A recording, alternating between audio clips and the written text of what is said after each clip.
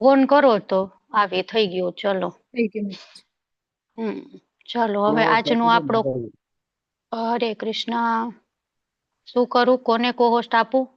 હરે મને કૃષ્ણ. આપી દો. જયંત પ્રભુને આપી દીધો. ચલો હવે બીજા કોઈને, એટલા તો ઘણા નહીં, 3-4 કોહોસ્ટ. તો આજનું આપણું સેશન છે આપણે સ્ટાર્ટ કરતા પહેલા ભગવાન શ્રી રાધા ગોવિંદજીના ચરણોમાં પ્રેમપૂર્વક પ્રાર્થના કરીએ અને મંગલાચરણથી આજનું આ સેશન છે આપણે સ્ટાર્ટ કરીએ.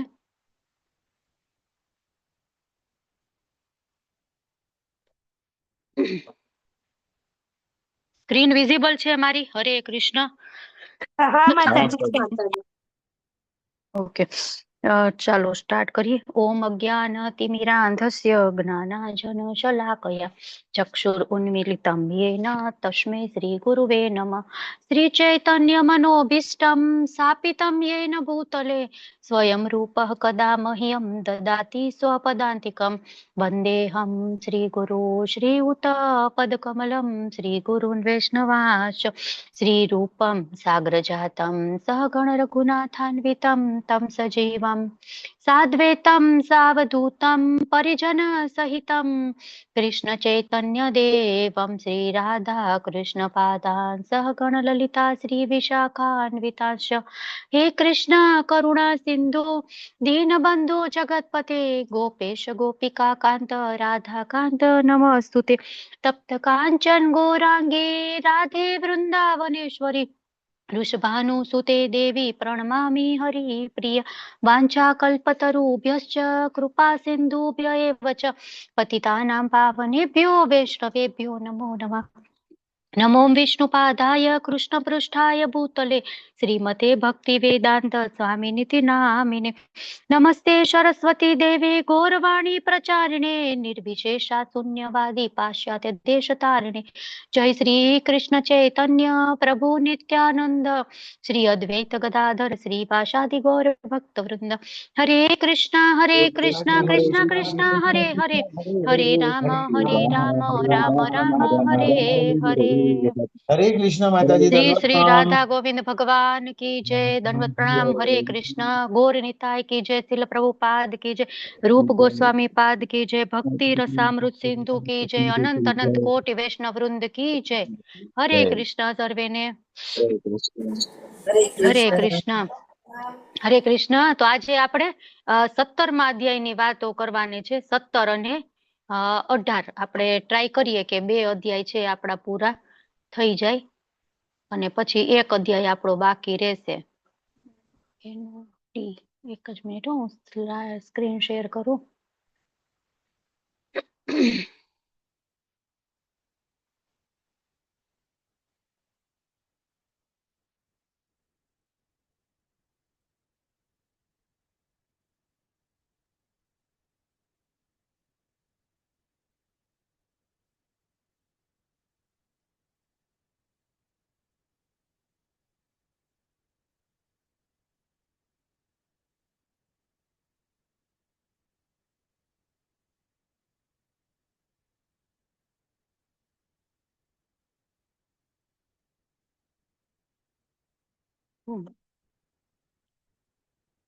સત્તરમો અધ્યાય સ્ક્રીન દેખાય છે મારી? હરે કૃષ્ણ. હા માતાજી. દેખાય છે. હરે કૃષ્ણ. તો આજે આપણે 17મો અધ્યાય છે એની ચર્ચા કરવાના છીએ. ભાવ ભક્તિ. અને અહીંથી છે એ ત્રીજી લહેર જે સ્ટાર્ટ થાય છે. આપણે વાત કરી ને ભક્તિ રસામૃત સિંધુ, આ એક સાગર છે, મોટો બધો સમુદ્ર, અને એમાં લહેરો ઉઠતી હોય ને એવી એક લહેર આપણે પહેલી અને બીજી લહેર વિશે વાત કરી લીધી. આ ત્રીજી લહેર છે એમાં આપણે 17 અને 18મો અધ્યાય છે એની ચર્ચા કરવાના છીએ. તો સૌથી પહેલા તો સાધના ભક્તિ છે એનાથી ભાવ ભક્તિની પ્રાપ્તિ થાય. તો સાધના છે એનાથી ભગવાન નો મળે. ભગવાન સાથે આદાન પ્રદાન છે એ બધું ભાવ ભક્તિમાં થાય. અને ભગવાન છે એ મળે ક્યારે? પ્રેમ ભક્તિમાં. બરાબર, આપણે ભગવાન સાથે વાતો કરતા હોય, ભગવાન આપણા ઘરે આવીને જમતા હોય, તો એ બધું પ્રેમ ભક્તિમાં થાય. તો સાધના ભક્તિ માત્ર સીડી છે. ભાવ ભક્તિમાં વધુ પ્રેમ ભગવાન પ્રત્યે આપણને થાય અને ભગવાન મળે ક્યારે? પ્રેમ ભક્તિમાં. તો સાધના આપણે કેમ કરીએ? શું કામ સાધના કરવી જોઈએ? આપણે એમ થાય સાધનામાં તો ભગવાન મળવાના જ નથી ક્યારે. બરાબર, પેલા આપણે સાધના ભક્તિ ને વૈધિ ભક્તિ ભણ્યા તો એની વાત કરીએ. તો સાધના શું કામ કરવી જોઈએ? સાધના ભક્તિ, તો સાધના ભક્તિ છે એ ભાવ ભક્તિ સુધી પહોંચવા માટે. ક્યાંક આપણે જવું હોય, આપણે એક આપણો ઇન્ટિરિયર રસ્તો હોય ને પછી ત્યાંથી હાઈવે કનેક્ટ થતો હોય તો આપણે એમ કહીએ મારે તો હાઈવે નો જ યુઝ કરવો છે, મારે આ રસ્તો, પણ ત્યાં હાઈવે સુધી પહોંચવા માટે બીજો રસ્તો છે જે સાંકડો, શું કહેવાય, એક સિંગલ પટ્ટી અથવા તો 2 ટ્રેક, તો એમાં જવું તો પડશે ને, પછી તમને 4 લેન કે 6 લેન રસ્તો મળશે. તો એવી રીતના પ્રેમ ભક્તિ ભાવ ભક્તિ સુધી પહોંચવા માટે સાધના ભક્તિનો ઉપયોગ કરવામાં આવે, સાધના કરવામાં આવે. કે કેવું હોય કે એક બાળક છે તો એનામાં ચાલવાની જે કેપેસિટી છે, ભાવના છે, એની જે એબિલિટી છે એ પહેલેથી જ છે જ તે, બરાબર. પણ એ બાળક છે એ નાનું છે તો એને એની પ્રેક્ટિસ નથી તો એ ભૂલી ગયું છે. પછી આપણે એને હાથ પકડીને ચલાવીએ, બરાબર, પેલા ઊભું રહેતા શીખવાડીએ, પછી ચાલતા ધીમે ધીમે એને ચાલતા આવડી જાય. હવે પછી એવું થાય કે કેટલાય વર્ષો સુધી કોમામાં રહ્યા અથવા તો કઈક ફ્રેક્ચર થઈ ગયું કે એવું થયું ને હવે તો હાલ તો ભૂલી ગયા, અમે તો હવે નથી આવડતું, વળી પાછું શીખવું પડશે, નહીં, એવું નથી થતું ને. તો એવી રીતના સાધના ભક્તિ છે, ભાવ ભક્તિ પ્રેમ ભક્તિ આપણા હૃદયમાં પહેલેથી જ છે. આપણે ભગવાનના દાસ છીએ, ભગવાનની ભક્તિ આ બધું આપણે કરેલું જ છે, પણ આપણે ભૂલી ગયા છીએ. આપણે માત્ર એ સ્ટાર્ટ કરવાની, એની પ્રેક્ટિસ કરવાની જરૂર છે. અને એક વખત એ ટ્રેક ઉપર પહોંચી જાય પછી ક્યારે એવું નહીં થાય કે હાલો એ ભૂલી ગયા, એવી રીતના જ્યાં સુધી આ ભૌતિક જગતમાં છીએ ત્યાં સુધી. તો આજે આપણે ભાવ ભક્તિ વિશે ચર્ચા કરવાની છે. શું છે ભાવ ભક્તિ? તો સૌથી પહેલા એની વ્યાખ્યા જોઈએ કે વૈધિ ભક્તિ કરતા કરતા અમુક સમયે આપણું હૃદય છે એ શુદ્ધ આધ્યાત્મિક અવસ્થાને પ્રાપ્ત કરે. આપણું હૃદય છે એ સૂર્ય સમાન થઈ જાય, કે સૂર્ય કેવો એકદમ પ્રકાશિત હોય ને, એને કોઈ પણ વાદળ છે એ ઢાંકી શકે નહીં. થોડીક સમય પૂરતા ઢાંકી દે છતાં પણ એ વાદળ દૂર થઈ જાય અને સૂર્ય આપણને દેખાઈ જાય. અને ગમે એવી અશુદ્ધિ હોય તો એ સૂર્ય છે એના પ્રકાશથી, એના તાપના કારણે એ અશુદ્ધિ છે એ શુદ્ધ થઈ જાય. તો એ રીતના આપણું હૃદય છે એ પણ સૂર્યપ્રકાશથી પણ વધારે તેજસ્વી થઈ જાય. અને ત્યારે છે એ આપણે ભાવ ભક્તિ, ભાવાત્મક પ્રેમ કિરણો છે એનો ઉદય થાય આપણા હૃદયમાં અને કૃષ્ણ પ્રત્યે આપણને પ્રેમ થાય. સહજ પ્રેરણાથી જ ભક્ત છે એ ભગવત સેવા માટે તત્પર થઈ જાય. એને એના માટે કાંઈ પણ પ્રક્રિયા કરવાની જરૂર ન પડે, એને કાંઈ એફર્ટ નહીં લગાડવા પડે, એફર્ટલેસ એ પ્રોસેસ પછી થવા મળશે.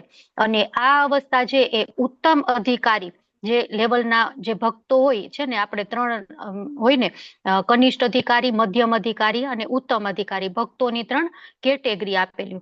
તો જે ઉત્તમ અધિકારી છે એની અવસ્થા સુધી પહોંચે ત્યારે આ ભાવ ભક્તિ છે એ આપણને જોવા મળે. ભાવ ભક્તિનો ત્યારે ઉદય થાય. તો જે પૂર્ણ કક્ષાની ભક્તિ છે, જે પૂર્ણત્વ છે, એને ભાવ ભક્તિથી શરૂઆત થાય. આવા ભગવત ભક્તો છે એ આ સંસારની ઉપાધિ છે એનો ઉદ્વેગ એમને ક્યારેય રહેતો નથી અને તેને માત્ર ને માત્ર રાધા અને કૃષ્ણની સેવામાં જ રસ હોય છે. ઉત્તમ અધિકારી છે એ. તો સાધના ભક્તિ છે એ કરતા કરતા ધીમે ધીમે ભાવ ભક્તિનો ઉદય થાય અને ભાવ ભક્તિ કરતા કરતા ધીમે ધીમે આપણને પ્રેમની પ્રાપ્તિ થાય, ભગવાન પ્રત્યે પ્રેમ. તો સાધના ભક્તિ છે એ ઉત્સાહપૂર્વક કરીએ ત્યારે ભાવ ભક્તિ છે એ ઉત્પન્ન થાય.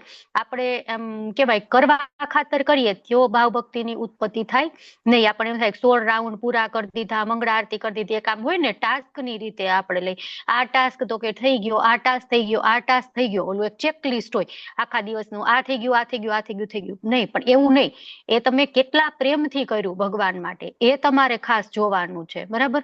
અમુક લોકો છે એમાં ઓલું કરતા હોય, શું કહેવાય, રિમાઇન્ડર મૂકતા હોય, આ મારે કરવાનું, આ મારે કરવાનું, આ મારે કરવાનું, પણ એ તો મશીન પણ કરે છે, બરાબર. આપણે પ્રેમપૂર્વક ભાવપૂર્વક કરવાનું છે. જ્યાં સુધી એ પ્રેમ નહીં આવે, ભાવ નહીં આવે, ત્યાં સુધી એ અવસ્થા ક્યારેય પ્રાપ્ત થઈ શકશે નહીં. જો અમુક લોકો હોય ભગવાનના મંદિરે જાય, દર્શન ખુલે એટલે અમુક હોય આમ ભગવાનને જોવા ખાતર જોતા હોય, બરાબર. એ જ સેમ અમુક ભક્તો હોય આમ એટલા ભાવમાં આવી જાય કે મારા ભગવાનના દર્શન થયા છે. અમુક લોકો ચૈતન્ય મહાપ્રભુ આપણે જોઈએ જગન્નાથપુરી ગયા હતા તો આમ ભાવ આવેશમાં જગન્નાથજીને જોઈને બેભાન, સમાધિ એમને લાગી ગઈ, બરાબર. તો એ છે એ અવસ્થા આવે એને ભાવ અવસ્થા, પ્રેમ અવસ્થા કહેવાય છે. અમુક લોકો છે પછી એવો ખોટા ખોટા નાટક કરતા હોય દેખાડો કરવા માટે, બરાબર. તો એ પણ આપણે ખાસ જોવું જોઈએ. તો આપણે સાધના ભક્તિના લક્ષણો જોઈ લીધા અને સમજી લીધા કે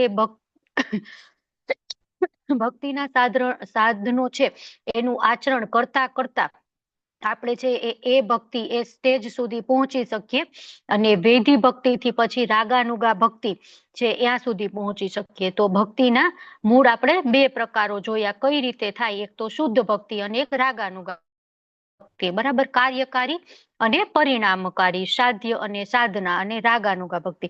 તો ઇન્દ્રિયોથી સાધના ભક્તિ કરતા કરતા ભાવ ભક્તિ સુધી પહોંચી શકાય.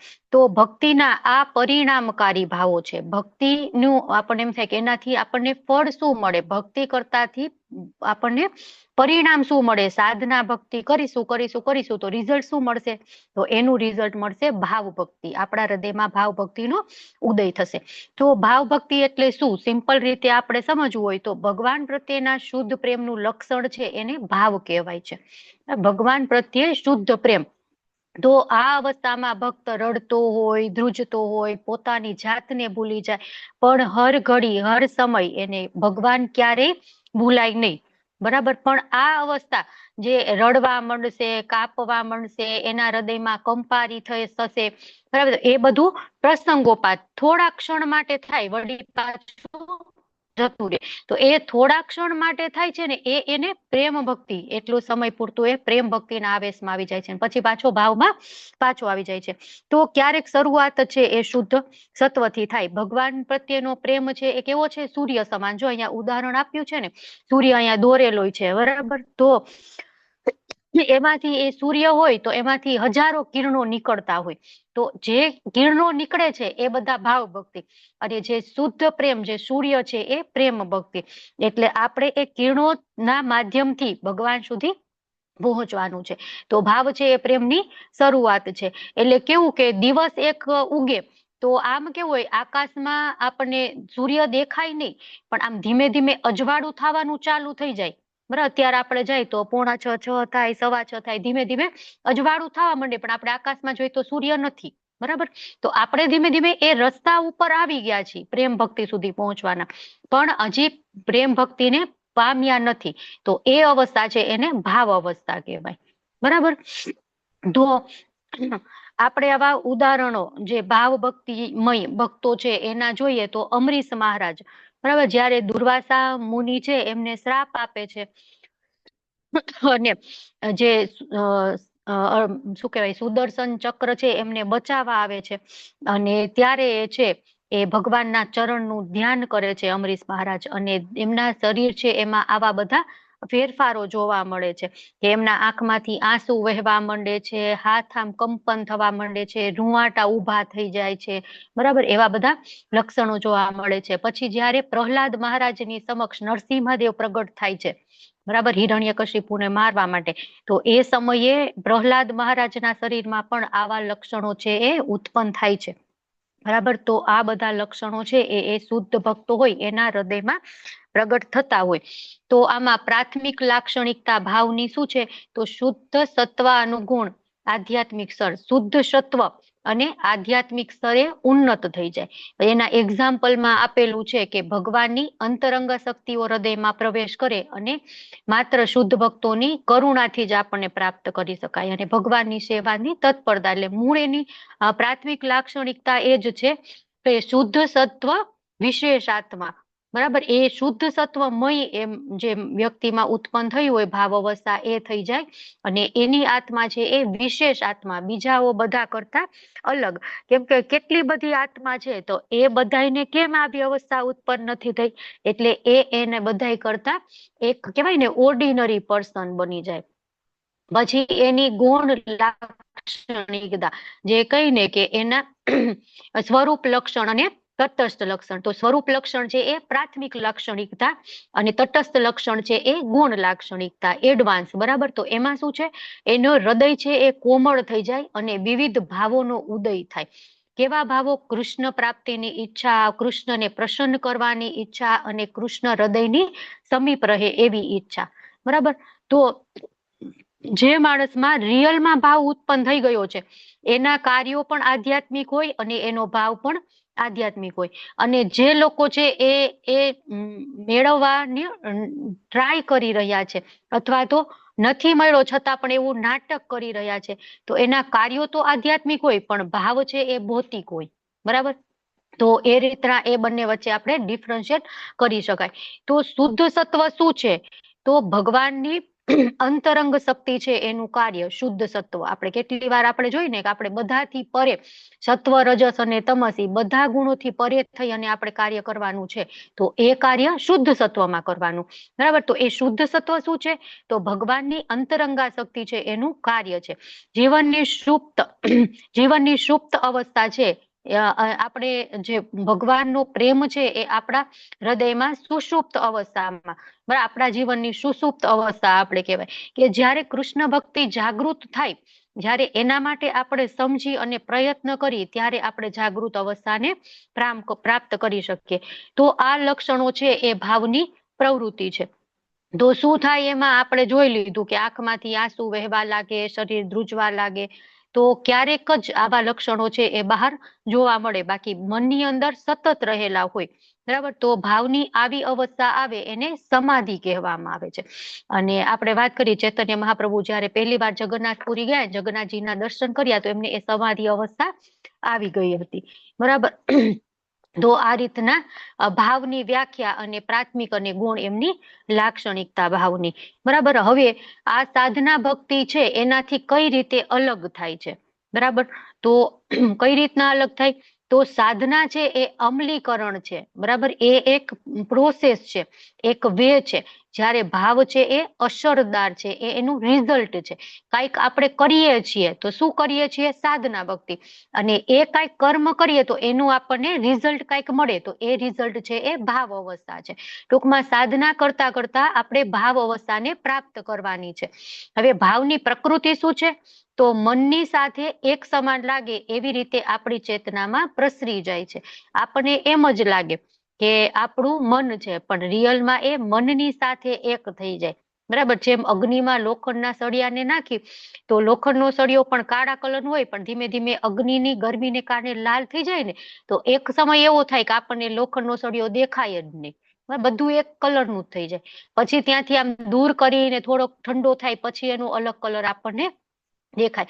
તો આવી રીતના ભાવ અવસ્થામાં મન સાથે એ ભાવ છે એક થઈ જાય અને એ અવસ્થાને સમાધિ કહેવાય. હવે ભાવ કેવી રીતે પ્રાપ્ત થાય? તો સાધના ભક્તિ દ્વારા એક તો પ્રાપ્ત થાય અને બીજું વિશેષ કૃપા દ્વારા પ્રાપ્ત થાય. તો સાધના ભક્તિ દ્વારા, સાધના ભક્તિના બે ટાઈપ છે, વેધી સાધના ભક્તિ અને રાગાનુગા સાધના ભક્તિ. એ કોઈ પણ પ્રકારની સાધના કરી તો અલ્ટિમેટલી આપણે પહોંચવાનું છે ક્યાં? ભાવ અવસ્થા સુધી. અને વિશેષ કૃપા દ્વારા કઈ રીતના પ્રાપ્ત થાય? તો એક તો ભગવાનની કૃપા દ્વારા અને બીજું ભગવાનના ભક્તોની કૃપા દ્વારા. બંને રીતે આપણે એ ભાવ અવસ્થાને પ્રાપ્ત કરી શકીએ. તો આગળ આપણે જોઈએ કે હવે આ ઉચ્ચ કક્ષાની અવસ્થા સુધી આપણે પહોંચવું હોય તો આપણે શું કરવું જોઈએ? કઈ રીતે એ ભાવ અવસ્થા છે આપણે પ્રાપ્ત કરી શકીએ? બરાબર. તો અહીંયા બે આપણને આપેલા છે કે એક તો સાધના ભક્તિ દ્વારા અને ભગવાનની વિશેષ કૃપા દ્વારા અથવા ભક્તોની વિશેષ કૃપા દ્વારા. બરાબર. તો ભાવ ભક્તિ છે એને પ્રેમાકુર, પ્રેમ અવસ્થા છે, લાસ્ટમાં પ્રેમ અવસ્થા છે ને એને ભાવ ભક્તિ દ્વારા ત્યાં પહોંચવાનું છે. એટલે ભાવ અવસ્થામાં અંકુરણ થઈ ગયું છે. આપણે એક બીજ વાવીએ ને ધીમે ધીમે પેલા અંકુરણ થાય ને પછી એમાંથી મોટો વૃક્ષ બને. બરાબર. તો આ ભાવ અવસ્થામાં એ પ્રેમ ભક્તિનું નાનકડું અંકુરણ થઈ ગયું છે પણ મોટું વૃક્ષ નથી બન્યું પ્રેમનું. બરાબર. આપણે સૂર્યના ઉદયના એક્ઝામ્પલ થી જોયું ને કે અજવાળું થઈ ગયું છે પણ સૂર્ય હજી છે નહીં. બરાબર. તો એવી રીતના ભાવ અવસ્થા છે એ પ્રેમ અવસ્થા પહેલાની છે, એમાંથી જ આપણે પ્રેમ ભગવાનનો પ્રાપ્ત કરી શકીએ. તો સામાન્ય રીતે ભાવ અવસ્થા છે એ શુદ્ધ ભક્તોના સંગથી મળે અથવા તો ભગવાનની કૃપાથી મળે, પણ ભગવાનની કૃપાથી ખૂબ જ ઓછા પ્રમાણમાં મળે. એકદમ દુર્લભ છે. પેલા જ કીધું ને કે ભગવાનની ભક્તિ કેવી છે? સુદુર્લભા, દુર્લભ છે. ભગવાન જલ્દીથી એને આપતા નથી. તો આનો મતલબ એ છે કે આપણે શુદ્ધ ભક્તોના સંગમાં રહીએ અને દઢતા પૂર્વક ભક્તિ કરવી જોઈએ. કૃષ્ણ કૃપા કરશે, આપણે એવી રાહે કઈ કર્મો જ ન કરીએ, કઈ પ્રયત્ન જ ન કરી તો આપણને ક્યારેય ભગવાન મળે નહીં. બરાબર, એટલા માટે આપણે નિયત કર્તવ્ય છે એનું પાલન કરવું જોઈએ અને જે વૈધિ ભક્તિના વિધાનો આપેલા છે એનું આચરણ કરવું જોઈએ. એક સમય એવો આવશે કે ભગવાનને એમ થશે કે નહીં આ બરાબર છે તો ભગવાન કૃપા કરશે, નહીં એમ લાગે તો નહીં કૃપા કરે.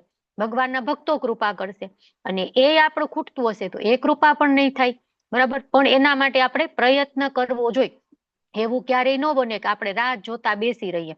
તો એક આપણે એક્ઝામ્પલ થી સમજીએ કે કેટલી વખત જે કે કોઈ કોલેજ હોય તો એ માનદ પદવી આપતા હોય પીએચડી ની, બરાબર, ડોક્ટરેટ આપણે જોતા હોય અમિતાભ બચ્ચન ને આ કોલેજે આપી, સચિન તેંડુલકર ને આ કોલેજે આપી, રેખા ને આ કોલેજે આપી, માધુરી દીક્ષિત ને આ કોલેજે, તો એ આપતા હોય. બરાબર, કે એના માટે એને એ કોલેજમાં ભણવા જવાની જરૂર નથી. બરાબર, અથવા તો અમુક જે આ શું કહેવાય સિંગર હોય, અમુક રાઇટર હોય, એ લોકો એટલા એજ્યુકેટેડ ન હોય છતાં પણ એનામાં બાય બર્થ એ બધી કળા આવડત હોય તો એની એ કળાને જોઈ અને કલા રિલેટેડ એ જે એકેડમી કોલેજ હોય યુનિવર્સિટી એ એને માનદ પદવી આપતા હોય. તો હવે આપણે એવું વિચારીએ કે મને આવી રીતના કોલેજ માનદ પદવી આપી દે, મારે તો કઈ ભણવું નથી, ભણવાની શું જરૂર છે. બરાબર, તો એમ બેઠા બેઠા મળશે નહીં, એના માટે આપણે પ્રયત્ન કરવો પડશે. બરાબર, તો એ અહીંયા આપણે કે છે ભક્તોની કૃપા થાય પણ એના માટે આપણે પ્રયત્ન તો કરવો જ પડશે. પછી નારદજી છે એ પૂર્વજન્મમાં દાસી પુત્ર હતા પણ વૈષ્ણવોની એમની સેવા કરી અને એમની કૃપાથી એમને ભગવાનના મહાન ભક્ત મહર્ષિ નારદ મુનિ બનવાનો મોકો મળ્યો. પછી અહીંયા ચરણાંદ્ર કાંતિ જે એક રેફરન્સ આવે છે કે જે પદ્મ પુરાણમાં કે એ છે એ નર્તકી હતી અને આખી રાત ભગવાન માટે નૃત્ય કરે છે અને ભગવાનની કૃપા પ્રાપ્ત થાય છે અને ભગવાનના ભક્ત બની જાય છે. તો માત્ર શુદ્ધ ભક્તોના સંગથી જ ભાવાત્મક પ્રેમની ઉત્પત્તિ થાય છે. આ શુદ્ધ ભક્ત છે એ સવાર સાંજ શું કરતા હોય છે? હરે કૃષ્ણ કૃષ્ણ કૃષ્ણ હરે હરે, હરે રામ રામ રામ હરે હરે. ટૂંકમાં એની બધી જ પ્રવૃત્તિ છે એના સેન્ટ્રલમાં ભગવાન શ્રી કૃષ્ણ હોય છે. ભગવાનને પ્રસન્ન કરવા માટે બધી જ એની પ્રવૃત્તિઓ એ કરતો હોય છે. તો એવા શુદ્ધ ભક્તો છે એનો સંગ કરવો જોઈએ અને આ રીતે આપણું હૃદય શુદ્ધ થાય અને ભાવાત્મક પ્રેમનો ઉદય થાય. તો ભગવાન કપિલ દેવ છે એ માતા દેવહૂતિને કહે છે કે હે માતા, જ્યારે મનુષ્યનું હૃદય છે એ શુદ્ધ ભક્તોના સંગથી શુદ્ધ થાય છે ત્યારે મારી ભક્તિની દિવ્ય અનુભૂતિ એને થાય છે. શુદ્ધ ભક્ત બોલે છે ત્યારે એના શબ્દો શ્રોતાજનોના હૃદય પર અસરકારક નીવડે છે અને એટલા માટે જ આપણે વારંવાર ભક્તિ રસામૃત સિંધુની ચર્ચાઓમાં વાત કરીએ છીએ કે ધંધાદારી કથાકારો છે એની પાસેથી કથા ક્યારેય સાંભળવી જોઈએ નહીં. કેમ ન સાંભળવી જોઈએ? એક તો એ લોકો છે એ પૈસા માટે કથા કરતા હોય, એમનો મેઇન ગોલ ભગવાનની પ્રશંસા નથી હોતો, એમનો મેઇન ગોલ ભગવાન પોતાના અર્થોપાર્જન માટે કરતા હોય છે. પછી પ્રેમ એને હોતો નથી બિલકુલ, ને ભગવાન પ્રત્યે પ્રેમ નથી હોતો અને જે શ્રોતાજનો છે એના પ્રત્યે પ્રેમ નથી હોતો. એ એવું નથી વિચારતા આ કથા દ્વારા આ સાંભળનાર વ્યક્તિઓનું કલ્યાણ થાય, એમ કે હું કઈ રીતે સારી રીતે પ્રસ્તુત કરી શકું, મને અહીંથી બીજા 2-3 બુકિંગ મળી જાય. બરાબર, તો એને પ્રેમ નથી હોતો. પછી આપણે એને કઈ તમે માળા કરો છો તો નહીં, આ બાજુ કથા વાંચતા હોય પછી ઉભા થઈને બેક સ્ટેજમાં તો એ પેલું શું કહેવાય પાન માવો ગુટખા ચા ને એવું બધું ચાલુ હોય. બરાબર, તો એનામાં એ શુદ્ધતા નથી હોતી, વ્યસન હોય છે એ બધાને. તો આવા લોકો પાસેથી કથા સાંભળીએ તો કોઈ પણ ના હૃદય પર કઈ પણ પ્રકારની અસર થતી નથી. એવા તમે કોઈ માણસ એવા નહીં જો કે આની કથા સાંભળીને મારું હૃદય પવિત્ર થઈ ગયું, એ ભગવાનના ભક્ત બની ગયા. માટે આપણે છે એ હંમેશા શુદ્ધ ભક્તોનો સંગ કરવો જોઈએ અને આનાથી આપણા જેવા નવોદિત ભક્તો હોય એને પણ પૂર્ણ પુરુષોત્તમ પરમેશ્વર ભગવાન પ્રત્યે અનુરાગ, પ્રેમ અને ભક્તિનો ઉદય થાય, આપણે એ અહેસાસ કરી શકીએ. તો હવે આપણને એમ થાય કે માત્ર ભગવાનની કૃપાથી જ ભાવ ભક્તિ ઉત્પન્ન થાય એવા કોઈ એક્ઝામ્પલ છે એવું તમે જોયું છે? તો આપણે આ નર્તકી ચરણાદ્ર કાંતિ છે એને એવી રીતના ભગવાનના ભક્તોની નહીં, માત્ર ને માત્ર ભગવાનની કૃપાથી એમને છે એ ભગવાન રાગાનુગા ભક્તિ, ભાવ ભક્તિ છે એ ઉત્પન્ન થઈ હતી. તો હવે શું છે કે ભાવ કેવી રીતે પ્રાપ્ત થાય? બરાબર, એક તો કોની કૃપાથી પ્રાપ્ત થાય એ આપણે જોયું. હવે ભાવ કેવી રીતે પ્રાપ્ત થાય? તો એક તો સાધના ભક્તિ દ્વારા અને વિશેષ કૃપા દ્વારા. તો કોઈ વખત ભક્તિની પ્રક્રિયામાંથી પસાર થયા વગર એકાએક જ કૃષ્ણ પ્રેમનો ઉદય થઈ જાય. આપણને એમ લાગે કે આ તો કાંઈ નતા કરતા, કાંઈ નથી કરતા, બરાબર, અથવા તો નાનકડું બાળક છે. હજી કાલે જ આપણે ભક્તિ વૃક્ષામાં વાત થતી હતી ને, પેલો જગન્નાથજી નાનકડો છે, જગન્નાથ પ્રભુ આપણા મંદિરમાં હજી 2.5-3 વર્ષ કે 4 વર્ષ, વિધિન 5 વર્ષ હશે, બરાબર. તો એ કેટલી સરસ નરસિંહ આરતી ગાય છે, કેટલું સરસ કરે છે. તો એ કઈ રીતના થાય, બરાબર, એટલી નાની ઉંમરમાં? તો એ તો એના માતાજી પિતાજી બધા ભક્તો છે ને, ભક્તોનો સંગ મળે એટલે. પણ આવા કેટલાય બાળકો છે કે જે ભક્તોનો સંગ નથી છતાં પણ આ બધું કરે છે. તો એ કઈ રીતના? કૃષ્ણ ભગવાનના પ્રેમના કારણે, ભગવાનની વિશેષ કૃપા થઈ એના કારણે, બરાબર. તો એને આ બધી વેદી ભક્તિના જે વિધાનો છે એમાંથી પસાર થવું પડતું નથી, પણ એના હૃદયમાં એકાએક જ કૃષ્ણ પ્રેમ છે પ્રગટ થઈ જાય છે, અને એના હૃદયમાં કૃષ્ણ પ્રત્યે પ્રેમ જાગૃત થઈ જાય છે, એનું હૃદય શુદ્ધ થઈ જાય છે. અને આ જે ભાવાત્મક પ્રેમ છે એ 3 રીતે મળે છે. એક તો વાચિક, બોલીને, બરાબર, પછી માત્ર દ્રષ્ટિથી, દર્શન કરીને, અને પછી માત્ર શુભેચ્છા દ્વારા, ભગવાનના અંતઃકરણના આશીર્વાદથી. તો આપણે એના એક-એકના એક્ઝામ્પલ જોઈએ કે માત્ર વાણી દ્વારા કઈ રીતના. તો ભગવાન નારદજીને કહે છે કે એ બ્રાહ્મણ શ્રેષ્ઠ, હું ઈચ્છું છું કે તમે દિવ્ય, આનંદમય અને સર્વ પ્રકારે શુભ એવી મારી શુદ્ધ ભક્તિનો વિકાસ કરો.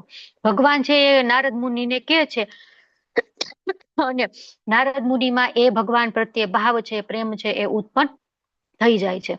તો નારદજી પછી છે એ શું કરે છે? પોતાની વાણીથી પ્રચાર કરે છે.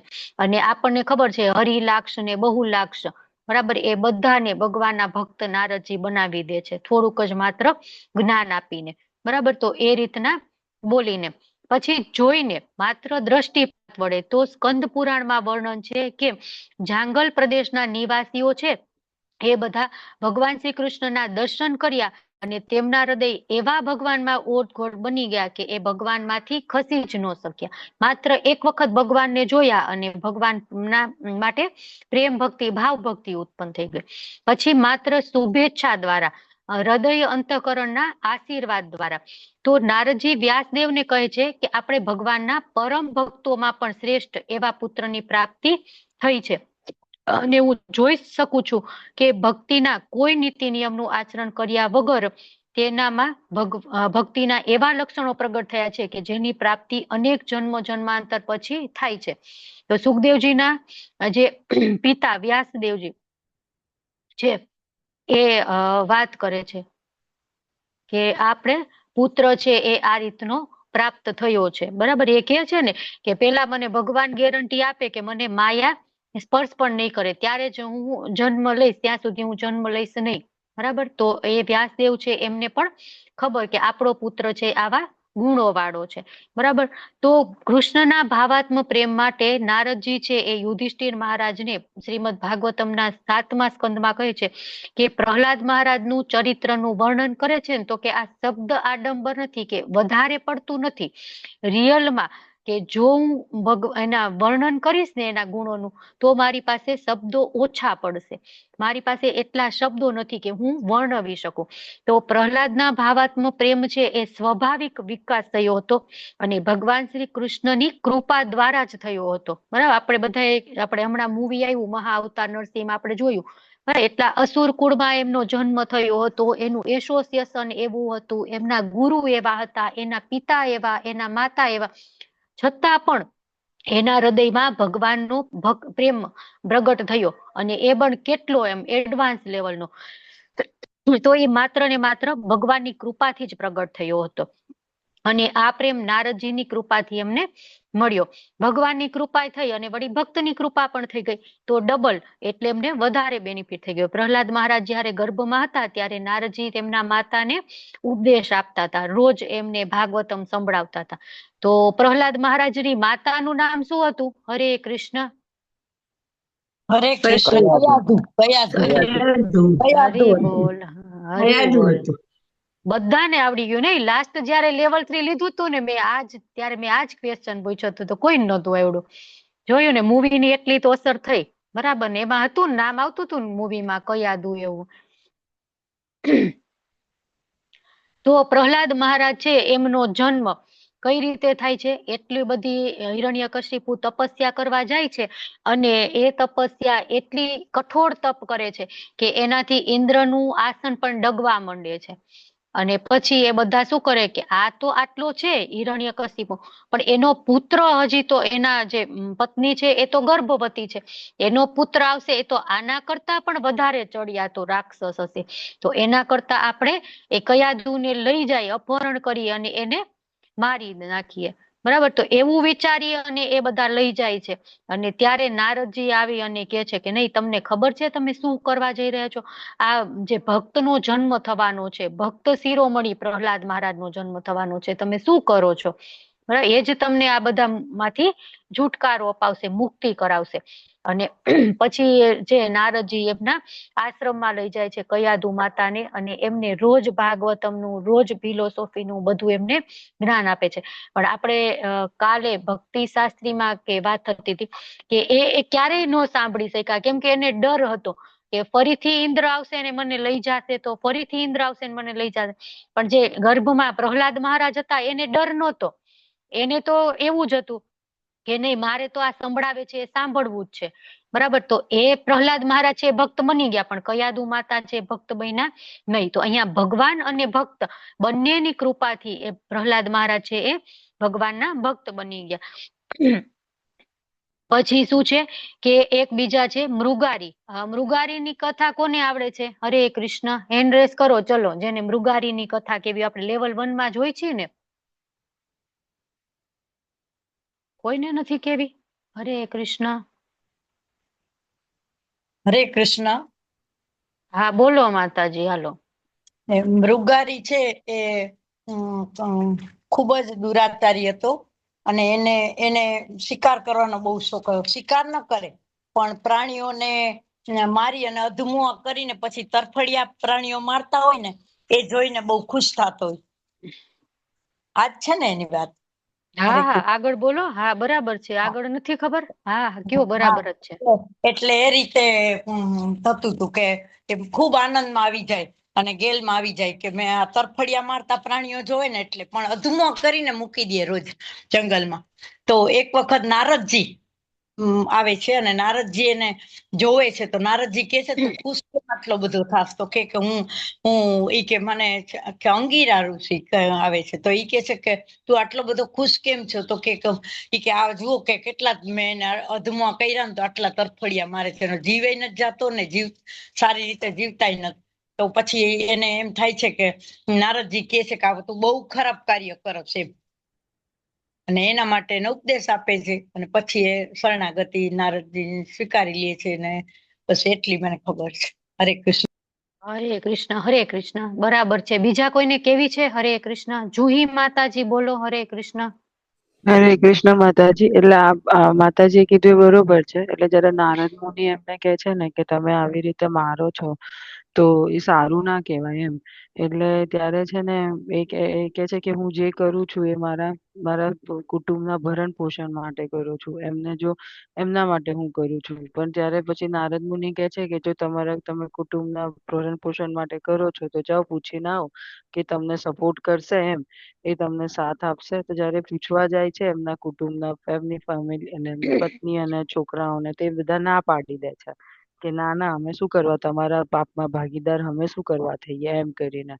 એટલે ત્યારે છે ને પછી એમને એટલે ત્યારે મૃગારીને એમ થાય છે કે અગર હું જેના માટે હું કામ કરું છું, જેના માટે હું આવું બધું કરું છું, એ લોકો મને ભાગીદાર નહીં થાય તો પછી આમના માટે હું શું કરવા કરું? મારે કઈ આની જરૂર નથી એમ. એને એમ કરીને એમનામાં ટ્રાન્સફોર્મેશન આવે છે. અને પછી નારદ મુનિ જે છે એમને હરે કૃષ્ણ મહામંત્ર આપે છે અને રોજ જપતા હોય છે. એટલે કોઈ મંત્ર આપે છે ને પછી એ જપે છે, એમ કહીને ટ્રાન્સફોર્મેશન થાય છે એમનું એમ. હરે કૃષ્ણ, ખૂબ સરસ. પછી છે થોડોક સમય થાય ને એટલે પૂર્વી માતાજી બોલો હરે કૃષ્ણ. હરે કૃષ્ણ માતાજી.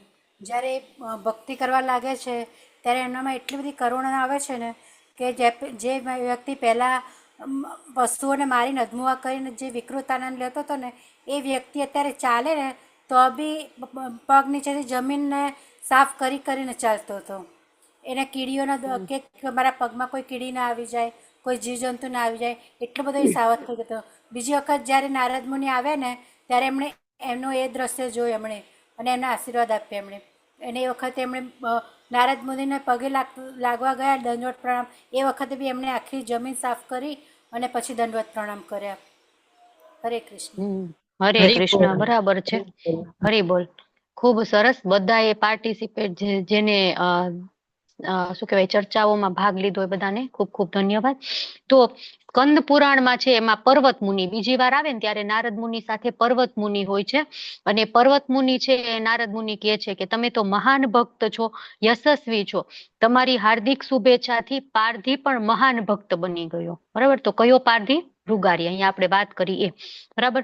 તો આ ભાવાત્મક પ્રેમ છે અને આ ભાવાત્મક પ્રેમના જે લક્ષણો છે એ ઉચ્ચ કક્ષાના લક્ષણોનો ઉદય થાય છે અને આ જે ઉદય થાય એને નૈસર્ગિક રતિ અથવા સ્વાભાવિક કહેવાય છે. અને આવી પ્રાપ્તિ ભગવાન અથવા ભગવાનના મહાન ભક્ત એવા નારદજીની કૃપાથી પ્રાપ્ત થાય છે. તો હવે આપણે આ અધ્યાયમાં આગળ વધીએ.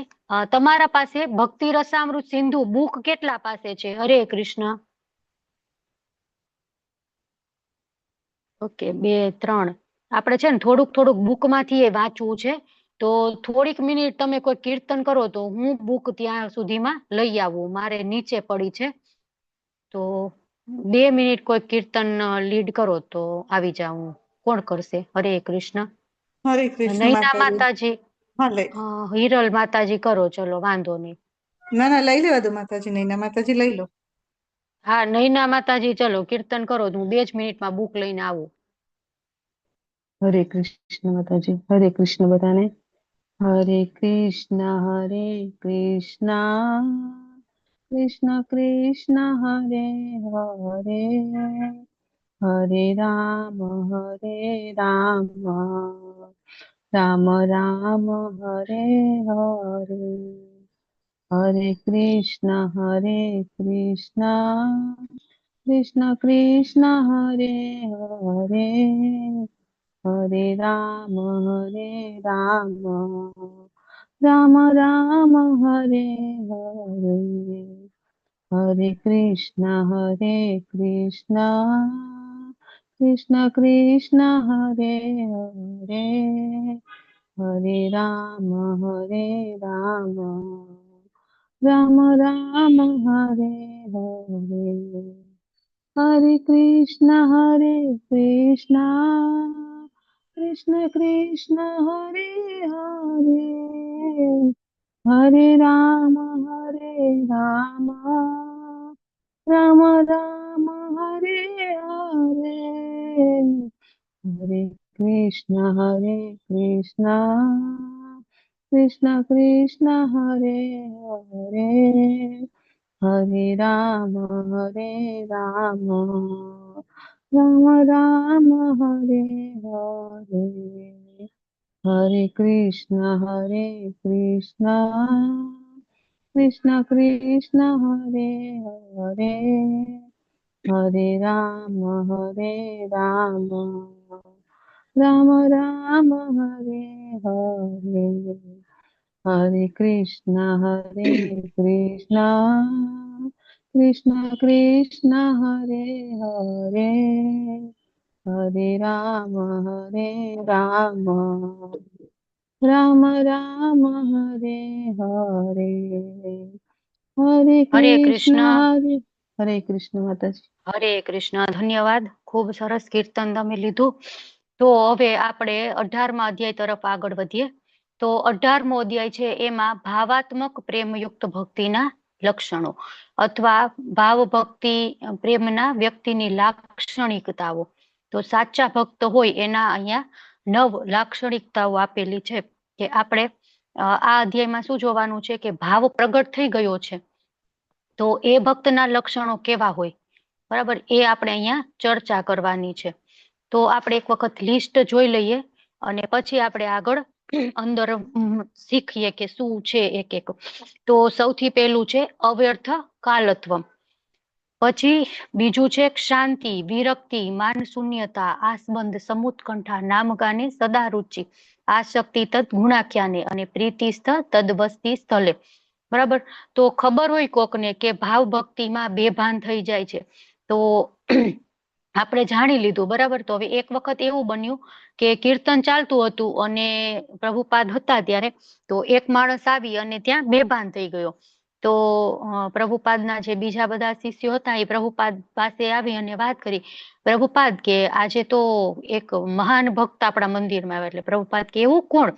તો કે એ તો અમે ખબર નથી, પણ કે એ કીર્તન કરતા કરતા બેભાન થઈ ગયા, કે ભાવની અવસ્થામાં પહોંચી ગયા. એટલે પ્રભુપાદ કે એવું થયું? તો કે આપણે કેમ કે જાણી શકીએ કે આ સાચો ભાવ છે કે ખોટો ભાવ છે? તો પ્રભુપાદ કે તમે એને લાત મારો, કે જો એને સાચા ભાવની અવસ્થામાં એને સમાધિ લાગી ગઈ હશે ને તો કાંઈ પણ એને અસર નહીં થાય, અને જો એ નાટક કરતો હશે તો તરત એને વાગશે. બરાબર. તો આ રીતના આપણે છે એ શું કરવાનું કે નકલ, અમુક લોકો છે ને એ નકલ કરતા હોય. આપણે બહારથી જોઈએ ને તો આપણને એમ લાગે કે ઓહો આ તો કેટલા મહાન ભક્ત છે, આટલું બધું કરે છે ને આમ કરે છે ને, એવું આમ બોલવામાં એવું હોશિયાર હોય ને, આપણે આમ સાંભળી તો આમ આપણને એમ જ થાય કે ના ના આ તો મહાન ભક્ત છે. પણ જ્યારે એનું આચરણ જોઈએ, થોડોક સમય આપણે એના સાથે રહીએ, ત્યારે આપણને ખબર પડે કે આ તો બિલકુલ ભક્ત જ નથી. બરાબર. આ તો નાટક કરી રહ્યો છે.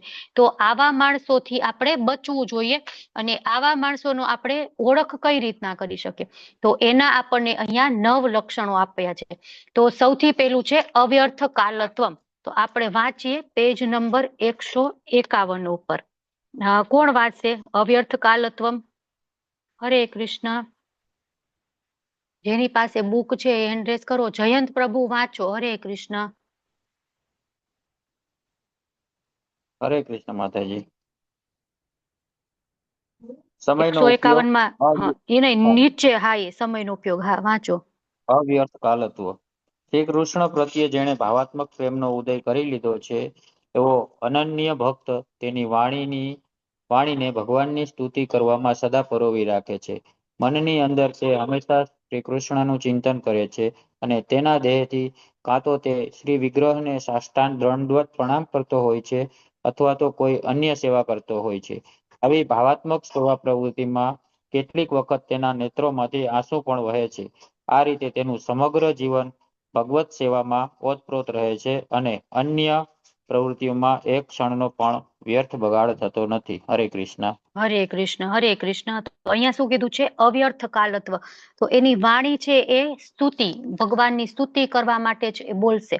પછી મનમાં હંમેશા ભગવાનનું ચિંતન ચાલતું હોય છે, અને દેહથી હંમેશા ભગવાનને દંડવત પ્રણામ કરતો. એટલે ઘડી ઘડી પ્રણામ કરે, વળી ઉભો થાય, વળી પ્રણામ કરે, વળી એમ નહીં, મનથી સતત એના કામ હોય, ભગવાનની જે સેવા છે એમાં લાગેલો હોય છે. એ 24 કલાક છે એ ભગવાનના ચિંતન સિવાય બીજું કાંઈ પણ એ કરતા હોતા નથી. તો આપણે પ્રભુપાદનું જીવન જોઈએ તો પ્રભુપાદ માત્ર ને માત્ર 1.5 કલાક 2 કલાક એટલું જ સૂતા. જ્યારે બધાય સુઈ જાય ને ત્યારે પ્રભુપાદ છે ટ્રાન્સલેશન કરતા હતા. બરાબર. તો આપણે એમ થાય કે ભગવાનના મહાન ભક્તિ ઓળખાણ કઈ રીતના થાય? તો એ રીતના. બરાબર. આંખમાંથી આંસુ વહેતા હોય, આખું જીવન એને ભગવત સેવામાં ઓતપ્રોત કરી દીધું હોય. ટૂંકમાં ક્યાંય પણ સમય છે એ વેસ્ટ ન કરે. અને અત્યારે આપણે શું કરતા હોય? આપણે થોડોક સમય છે એ જ ભગવાનમાં લગાડતા હોય, બાકી બધો સમય છે એ વેસ્ટ થતો હોય ને. Kitty party, movie, newspaper, TV, mobile, ઓલું શું કહેવાય, જિલ્લા પંચાયત, તાલુકા પંચાયત, ગ્રામ, બધી પંચાયતો થતી હોય, પણ જે કરવાનું છે એ જ એક વસ્તુ ન થતી હોય. ઓટલા પરિષદ, એ તો હવે નવું આવ્યું છે વળી. બરાબર ને. તો એમાં ને એમાં વધારે ને વધારે સમય આપણો જતો હોય છે. તો આપણે કેમ ટાઈમ મેનેજમેન્ટ એવું આપણે કરવું જોઈએ કે આપણે વધારેમાં વધારે ભગવાનની સેવા કરી શકીએ. અવ્યર્થ કાલત્વમ. ક્યાંય પણ સમય વેસ્ટ ન થવો જોઈએ. ભગવાનની ભક્તિમય સેવામાં જ આપણે સમયનો ઉપયોગ થવો જોઈએ. તો એ રીતે આપણે છે ને આપણો આખું એનાલિસિસ કરવું જોઈએ કે આપણો આખો દિવસ છે એમાં ક્યાં ટાઈમ વેસ્ટ જાય છે, અને એ ટાઈમને બચાવી અને વધારેમાં વધારે આપણે ભગવાનની સેવામાં લગાડવો જોઈએ. હવે શાંતિ, સહિષ્ણુતા કોણ વાંચશે? હરે કૃષ્ણ. ધર્મિષ્ઠા માતાજી વાંચો. હરે કૃષ્ણ. જે વંચાઈ જાય ને હેડ લો કરી નાખજો, એટલે નવા લોકોનો પણ વારો આવે. હરે કૃષ્ણ. હરે શોભના કૃષ્ણ. વિવિધ કારણો ઉપસ્થિત હોવા છતાં જે મનુષ્ય વિચલિત થતો નથી તેને ધીર અને સહિષ્ણુ બને છે. આ સહિષ્ણુતા અને ધૈર્યનું ઉદાહરણ રાજા પરીક્ષિતમાં જોવા મળે છે, જેમનું વર્ણન શ્રીમદ ભાગવતમમાં થયું છે. તેમના મૃત્યુ સમયે ત્યાં ભેગા થયેલા ઋષિઓને રાજા કહે છે, હે બ્રાહ્મણો, આપના એક શરણાગત સેવક તરીકે મારો હંમેશા સ્વીકાર કરશું. ભગવાન શ્રી કૃષ્ણના ચરણ કમળમાં મારું હૃદય અને પ્રાણ સમર્પિત કરવા માટે હું ગંગા કિનારે આવ્યો છું. તેથી મને આશીર્વાદ આપો કે ગંગા મૈયા પણ મારી ઉપર પ્રસન્ન થાય. બ્રાહ્મણ પુત્રનો શાપ ભલે મારા પર આવી પડે, મને એની ચિંતા નથી. મારી એટલી જ વિનંતી છે કે મારા જીવનની અંતિમ ક્ષણે આપ સર્વે ભગવાન વિષ્ણુના પવિત્ર નામનું કીર્તન કરજો, જેથી મને એમના દિવ્ય ગુણોનો સાક્ષાત્કાર થઈ શકે. મહારાજ પરીક્ષિતનું આ વર્તન પ્રાણાંત સમયે પણ તેમનું ધૈર્ય રાખવું, તેમના મનની શાંત સ્થિતિ, સહિષ્ણુતાનું ઉદાહરણ છે. જેણે કૃષ્ણ પ્રત્યે ભાવનાત્મક પ્રેમ વિકસાવ્યો છે, એવા ભક્તનું આ એક લક્ષણ છે. હરે કૃષ્ણ. ખૂબ ખૂબ ધન્યવાદ. તો પરીક્ષિત મહારાજ આપણે બધા જાણીએ છીએ કે એમને શ્રાપ મળ્યો હતો, બરાબર, કે 7 દિવસમાં તમારું મૃત્યુ થઈ જશે. છતાં પણ એવી અવસ્થામાં પણ એ બિલકુલ વિચલિત નથી થતા અને એકદમ શાંતિથી બધું કામ લે છે કે હવે મારે શું કરવું જોઈએ, બરાબર, શું કરું હું. તો એ સમયે ભાગવતમનું શ્રવણ કરે છે. તો આ રીતના પરીક્ષિત મહારાજના વર્તન ઉપરથી અને જે એમના જીવન પૂરું થવાનો જે સમય હતો ત્યારે એમને ધૈર્ય રાખ્યું હતું કઈ રીતના, બરાબર, એ રીતના આપણે સહિષ્ણુતાનું બેસ્ટ ઉદાહરણ કે મનની શાંતિ, ભક્તને જે ભાવ અવસ્થા ઉત્પન્ન થઈ ગયું હોય તો એનું મૃત્યુ ભલે ને 7 દિવસમાં થતું હોય, મને કાંઈ ફેર નથી પડતો. અને આપણે હોય તો મૃત્યુ 7 દિવસમાં થવાનું હોય તો અહીંયા જઈ આવી, આ ખાઈ લઈ, પેલું ખાઈ લઈ, ઓને મળી લઈ, પેલાને મળી લઈ, એ બધામાંથી જ આપણે તો બહાર ન આવીએ. નહીં, 7 દિવસ ક્યાં જતા રે ખબર પણ ન પડે. ને પરીક્ષિત મહારાજ એકદમ ધૈર્યથી બધું કામ કર્યું અને સરસ રીતના ભગવાનના શ્રવણમાં એ 7 દિવસ એમને પસાર કર્યા અને એટલે જ મૃત્યુ પહેલા જ ભગવાનના પાર્ષદો આવી અને એમને લઈ ગયા, બરાબર. તો આ છે એ બેસ્ટ એક્ઝામ્પલ છે પરીક્ષિત મહારાજનું કે શાંતિ કઈ રીતના સહિષ્ણુ બની શકાય. આપણે ખાલી સહિષ્ણુતા આપણે વાતો કરવાથી સહિષ્ણુ નહીં બની શકાય, પણ એના માટે પ્રયત્ન પણ કરવો પડશે. હવે વિરક્તિ કોણ વાંચે? હરે કૃષ્ણ. પૂર્વી માતાજી વાંચો. હરે કૃષ્ણ. હરે કૃષ્ણ. વિરક્તિ, વૈરાગ્ય. ઇન્દ્રિયોને સદા ઇન્દ્રિય તૃપ્તિની ઈચ્છા રહે છે, પરંતુ જ્યારે ભક્ત કૃષ્ણ પ્રત્યે દિવ્ય પ્રેમનો વિકાસ કરે છે ત્યારે તેનું મન દુનિયાવી વાસનાઓથી આકૃષ્ટ થતું નથી. મનની આ અવસ્થાને વિરક્તિ કહે છે. રાજા ભરતના ચરિત્રમાં વિરક્તિ અંગે સુંદર ઉદાહરણ છે. શ્રીમદ ભાગવતમ 5.14.43માં જણાવ્યું છે કે સમ્રાટ ભરતનું મન કૃષ્ણના ચરણ કમળોના સૌંદર્યથી એવું તો મુગ્ધ થઈ ગયું હતું કે તેમની ભર યુવાનીમાં જ તેમણે કુટુંબ, બાળકો, મિત્રો, રાજ્ય વગેરેની બધા પ્રકારની આસક્તિ ત્યજી દીધી હતી, જાણે કે એ સર્વ અસ્પૃશ્ય મળ હોય. મહારાજ ભરત વિરક્તિનું લાક્ષણિક ઉદાહરણ પૂરું પાડે છે. તેમની પાસે આ ભૌતિક જગતમાં ભોગવવા લાયક બધું સુખ હતું, પણ તે બધાનો તેમણે ત્યાગ કર્યો. એનો અર્થ એ થયો કે આસક્તિના પ્રલોભનોથી કૃત્રિમ રીતે અલિપ્ત રહેવું એ વિરક્તિ નથી. આવા પ્રલોભનોની વચ્ચે રહીને પણ જો મનુષ્ય દુનિયાવી આસક્તિથી અલિપ્ત રહે તો તેને વિરક્તિ, વૈરાગ્ય કહી શકાય. અલબત્ત શરૂઆતમાં નવોદિત ભક્તે સર્વ પ્રકારની પ્રલોભક આસક્તિથી દૂર રહેવું જોઈએ, પરંતુ પરિપક્વ ભક્તની સાચી સ્થિતિ એ છે કે સર્વ પ્રલોભનોમાં હાજર હોવા છતાં તેને લગીરે આકર્ષણ થતું નથી. વિરક્તિની આ જ સાચી કસોટી છે. હરે કૃષ્ણ. હરે કૃષ્ણ.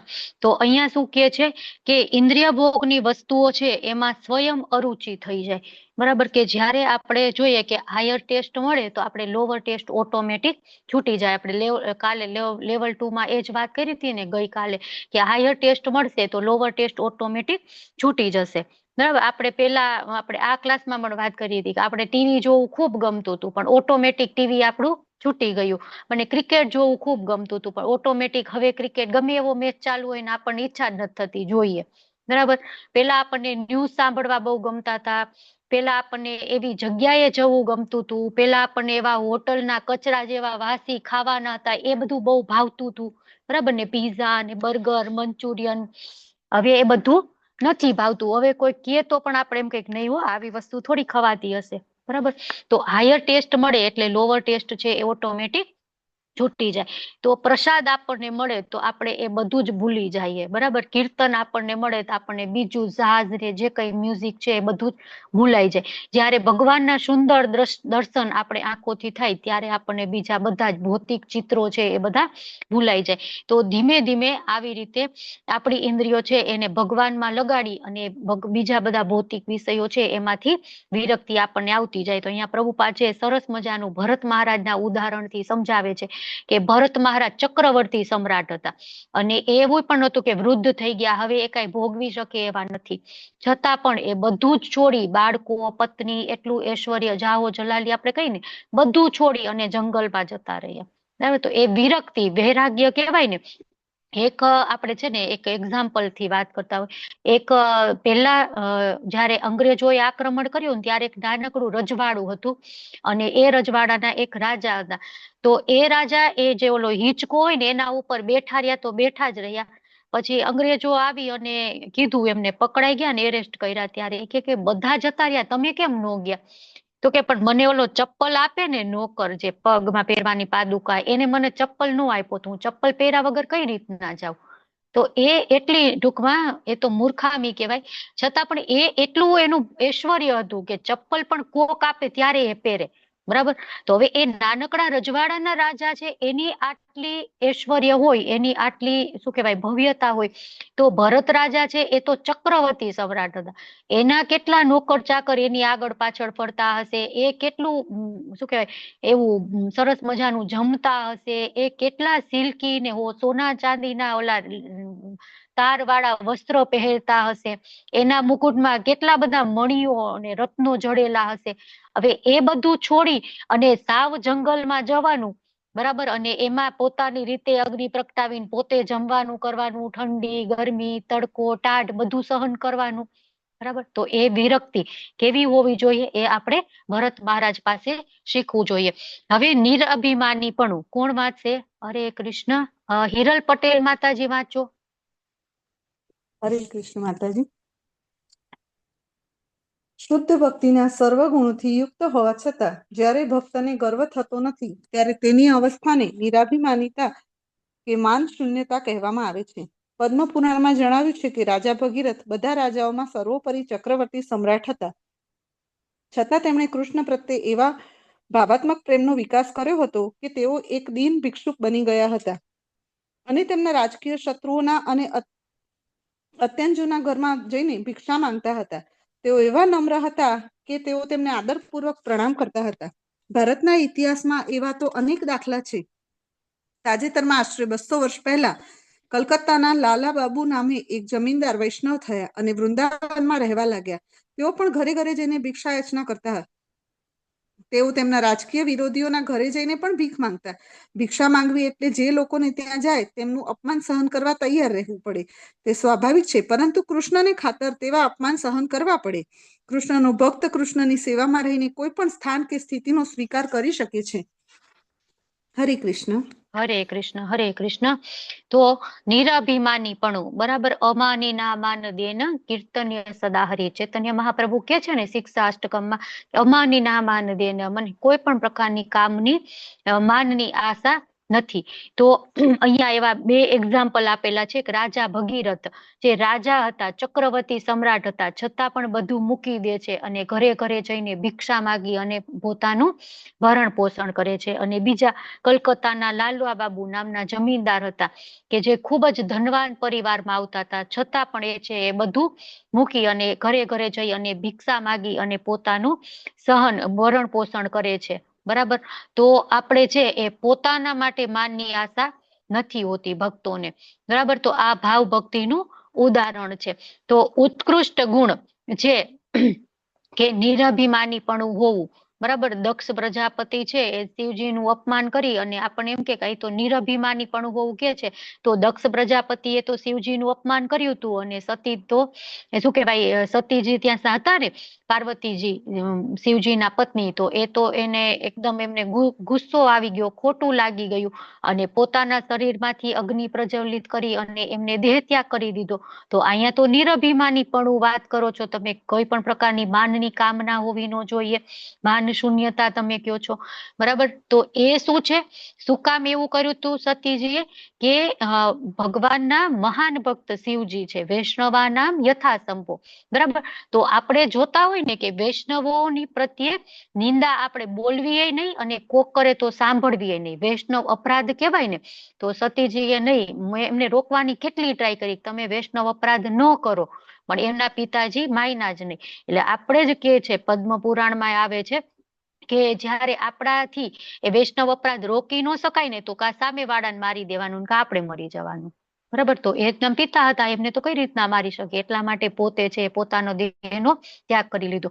અને એટલા માટે જ દક્ષ પ્રજાપતિએ જયારે શિવજીનો અપરાધ કર્યો હતો ને વૈષ્ણવોનો, એટલે જ એમને ભોગવવું, પછી એમનું શિર કપાઈ જાય છે અને એને બકરીનું શિર ચડાવવામાં ભીટ કરવામાં આવે છે, બરાબર. તો એને પણ એની સજા મળી હતી, બરાબર. તો નિરભિમાની પણ ખૂબ જ જરૂરી છે.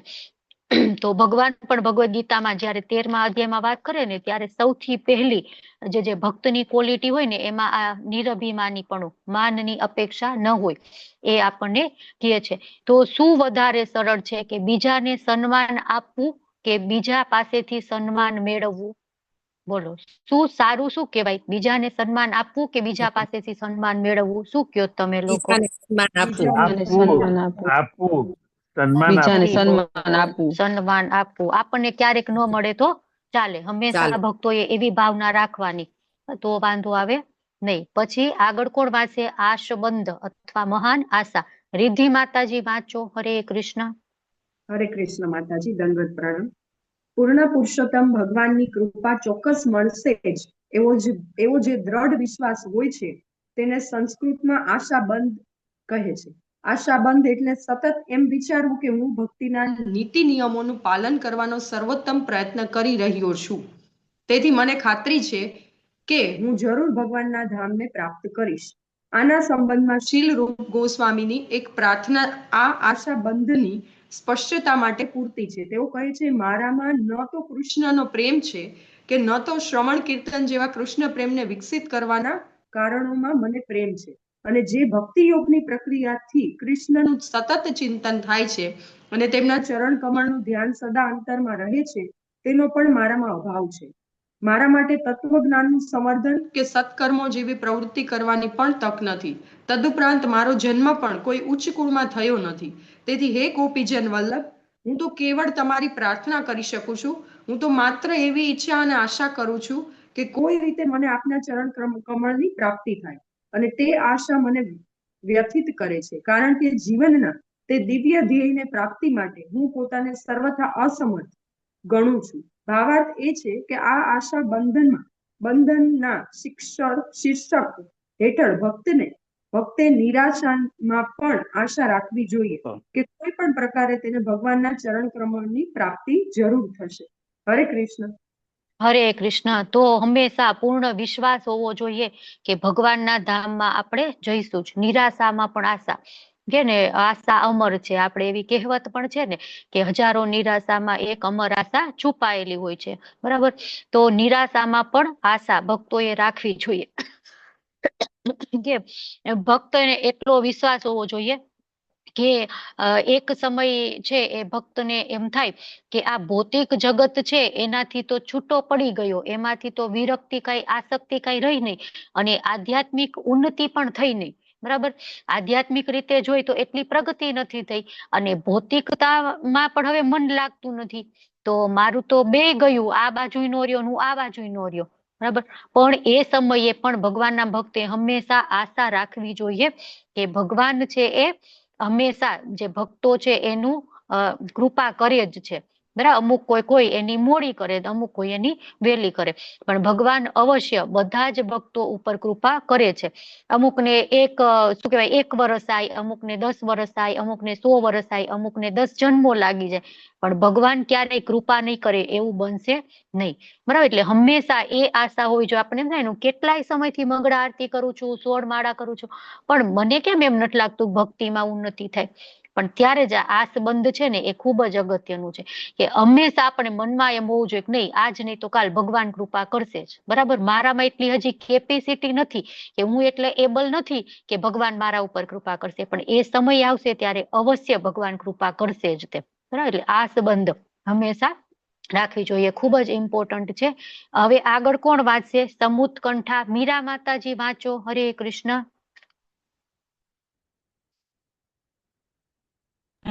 હરે કૃષ્ણ.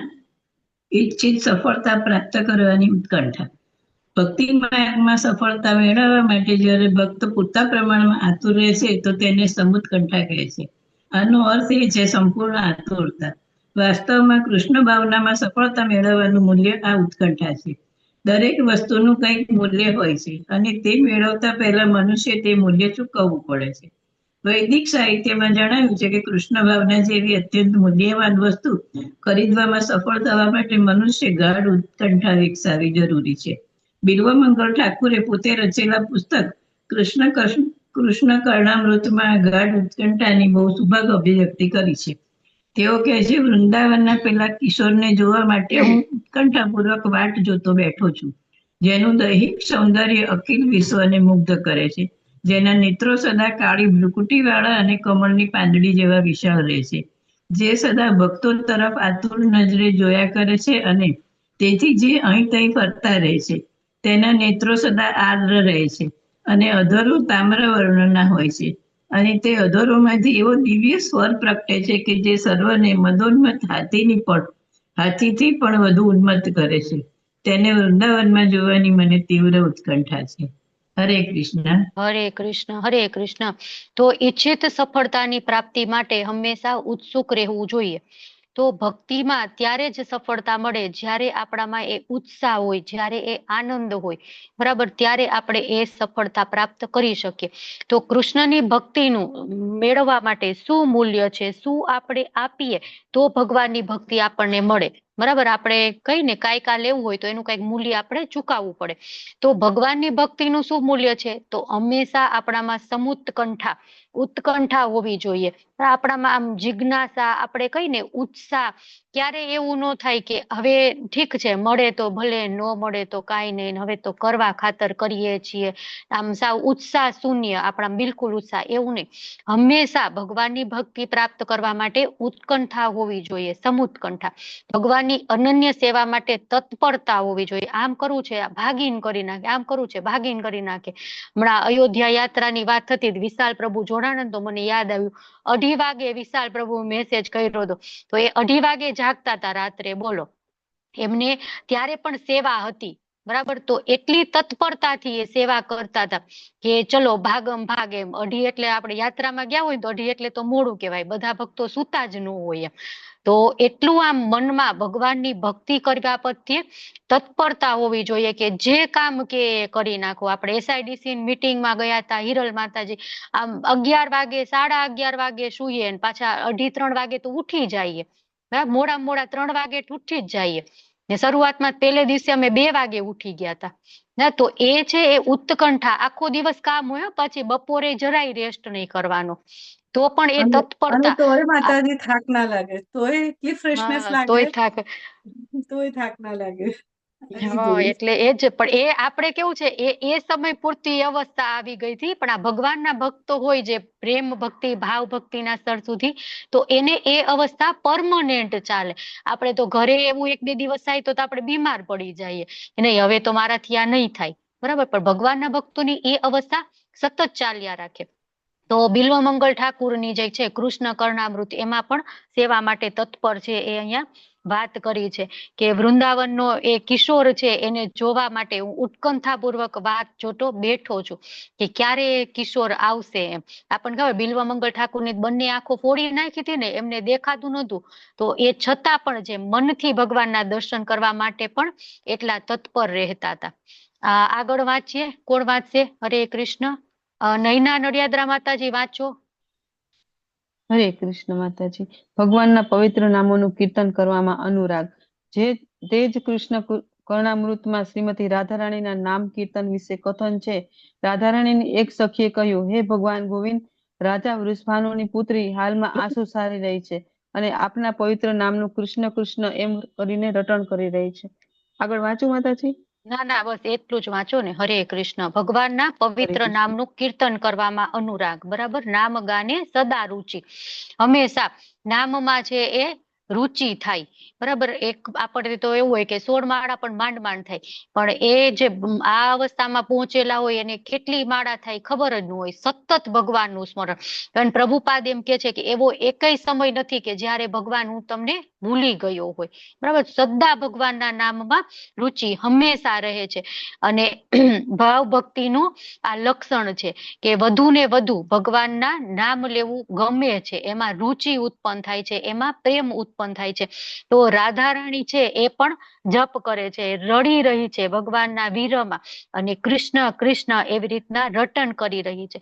તો અર્જુનજી છે એ પણ આપણે મહાભારતમાં આવે ને કે શ્વાસ આમ ઊંઘમાં શ્વાસ લેતા હોય ને, તો એક શ્વાસ આમ બહાર કાઢે ને તો ત્યારે પણ કૃષ્ણ કૃષ્ણ. આપણે કેટલી વખત કેવું આમ અમુક એવી અવસ્થા હોય, બહુ તાવ આવી ગયો કે હોય, મનમાં બોલતા હોય ને, ઊંઘમાં પણ એ છે એ ચાલુ હોય. બરાબર. બોલવાનું પણ આપણું ભૌતિક હોય, અર્જુનજીનું આધ્યાત્મિક. ભગવાન સાથે એટલો પ્રેમ હતો કે એ સૂતા સમયે પણ ભગવાનને ભૂલતા નહોતા. બરાબર. ત્યારે ભગવાન એમ કે છે મિત્ર અસી મેં સખા છેતી, તું મારો મિત્ર છો, તું મારો શત્રુ છો, અનઘ અનસૂય વે. ત્યારે ભગવાન પરમ તપ, ત્યારે અર્જુનજીને આવું બધું કે છે. એમને ભગવાન એને ગ્લોરીફાઈ નથી કરતા, એટલો ભગવાનને એ પ્રેમ કરે છે, ત્યારે કરે છે. આગળ વાંચીએ. કોણ વાંચશે? હરેશ પ્રભુ વાંચો. હરે કૃષ્ણ. ભગવાનના દિવ્ય ગુણોનું વર્ણન કરવાની ઉત્સુકતા. ભગવાનના દિવ્ય ગુણોનું વર્ણન કરવાની ઉત્સુકતા. કૃષ્ણ કર્ણામૃતમાં ભગવાનના ગુણગાન ગાવા વિશે પણ આ પ્રમાણે કહ્યું છે, જે મધુરતા પ્રદાન કરનાર સર્વ વસ્તુઓથી વધારે મધુર છે, અને જે સર્વ ચંચળ કિશોરોમાંથી સૌથી વધુ ચંચળ છે, એવા શ્રી કૃષ્ણનું હું શું કરું? કૃષ્ણની સુંદર લીલાઓના વિચાર માત્રથી મારું હૃદય એવું આકર્ષાય છે કે મને કશી ગમ પડતી નથી. હરે કૃષ્ણ. ના, આટલું જ રાખો. હરે કૃષ્ણ. તો આસક્તિ તદ ગુણાખ્યાને, કે ભગવાનના દિવ્ય ગુણો છે એનું વર્ણન કરવા વધારેમાં વધારે ગમે છે. બરાબર. તો ભગવાનના જે 24 ગુણો છે, 64 ગુણો છે, એ 64 ગુણો પ્રત્યે પ્રેમ ઉત્પન્ન થાય છે. અને આપણા કોઈ ગુણગાન કરે તો આપણને કેવું ગમે? બરાબર. તો એવી રીતના ભગવાનના ગુણગાન કો કરે તો ભગવાનને પણ ખૂબ જ ગમે.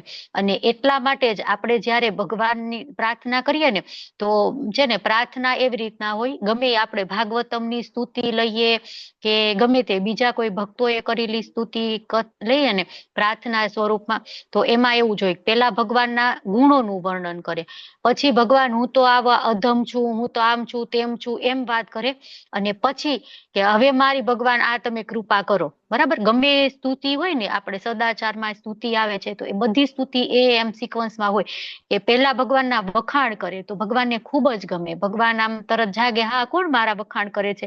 આપણે કોક ખાલી વખાણ કરીને કોક એમ કે ને ઓલા તમારા માટે આમ કહેતું હતું, આપણે 3 વાર પૂછી શું કહેતું હતું, શું હતું, કયો ને વળી, કયો ને, નો કહેતો હોય.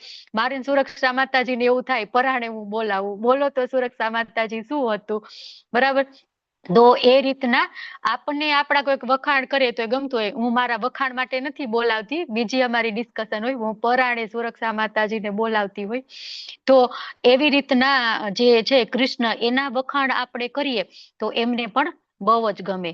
બરાબર. એટલે આસક્તિ તદ ગુણાખ્યાને, ભગવાનને ગમે એવું આપણે કરવું જોઈએ. તો ભગવાનના ગુણ કથન હંમેશા, એને ભગવાનના ગુણગાન ગાવા ખૂબ જ ગમે છે.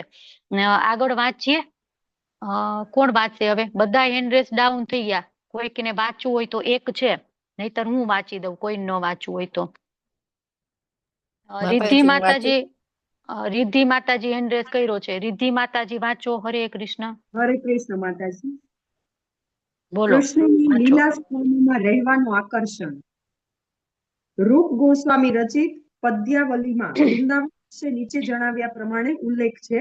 આ સ્થળે ગોવાળોના રાજા નંદ મહારાજના પુત્ર તેમના પિતાની સાથે રહેતા હતા. અહીં જ ભગવાન કૃષ્ણ જે ગાડામાં સક્તાસુર સંતાયો હતો તેનો ભંગ કર્યો હતો. આ જ સ્થળે ભવબંધનની ગ્રંથિને ભેદી શકે એવા દામોદરને માતા યશોદાએ બાંધ્યા હતા. ભગવાન કૃષ્ણના શુદ્ધ ભક્ત મથુરા કે વૃંદાવનના વિસ્તારોમાં નિવાસ કરે છે અને તેમના સર્વ લીલા સ્થાનોની મુલાકાત લે છે. આ પવિત્ર સ્થાનોમાં કૃષ્ણે ગોપ બાળકો અને માતા યશોદા સાથે બાળ લીલાઓ કરી હતી. કૃષ્ણના ભક્તો આ લીલા સ્થાનોની યાત્રા વ્રજ પરિક્રમા આજે પણ કરે છે અને મથુરા વૃંદાવન જનારાને હંમેશા દિવ્ય આનંદનો અનુભવ થાય છે. ખરેખર જો કોઈ વૃંદાવન જાય તો તેને શ્રી કૃષ્ણે તેમના પ્રાગટ્ય દરમિયાન ત્યાં કરેલી દિવ્ય લીલાઓનું સ્મરણ થઈ આવે છે અને તેને તેમના વિરહનો અનુભવ થાય છે. હરે કૃષ્ણ. હરે કૃષ્ણ. આટલું રાખીએ. તો અહીંયા શું છે? હરે કૃષ્ણ. તો પ્રીતિ તદ વસ્તી સ્થળે, ભગવાનનું જે ધામ છે ત્યાં રહેવા માટે હંમેશા આકર્ષણ થાય છે. ત્યાં જ રહેતા હોય છે. બધું છોડી અને અમુક ભક્તો હોય તો એ વૃંદાવન જતા રહે, અમુક ભક્તો હોય એ માયાપુર જતા રહે, ક્યાંય નહીં તો અમુક ભક્તો દ્વારકામાં વાસ કરતા હોય છે, અમુક છે એ મથુરામાં વાસ કરતા હોય છે. તો પ્રીતિ સ્થળ તદ વસ્તી સ્થળે, ભગવાન જ્યાં રહ્યા હતા, જ્યાં ભગવાનને એમની લીલાઓ કરી હતી એ સ્થાનમાં રહેવા માટે એમને હંમેશા માટે પ્રીતિ, એમને પ્રેમ હોય છે, એમને એ ગમતું હોય છે. તો આ નવ લક્ષણો છે, જે આ નવ લક્ષણો જેનામાં ઉત્પન્ન થઈ જાય તો એ ભાવ અવસ્થા, ભાવ ભક્તિની જે અવસ્થા છે એ એને મેળવી લીધી કહેવાય. હવે આગળ આપણે જોઈએ કે શિખાવ અથવા અભક્ત છે તો એમાં શું ફેરફાર હોય? તો શું ખરેખર આવું શક્ય છે કે જો નિષ્ઠાવાન ભક્ત છે એને પણ ભાવ પ્રાપ્ત ન થાય તો અભક્તને કઈ રીતના થાય? જે એટલો પ્રયત્ન કરે છે, બરાબર, છતાં પણ એને ભાવ પ્રગટ નથી થતો. આપણે કેટલાય સમયથી માળા કરીએ, મંગળા આરતી બધું કરીએ તો આપણને ભાવ પ્રગટ નથી થતો, તો જે અભક્ત છે એને એ ભાવ કઈ રીતના પ્રગટ થઈ જાય?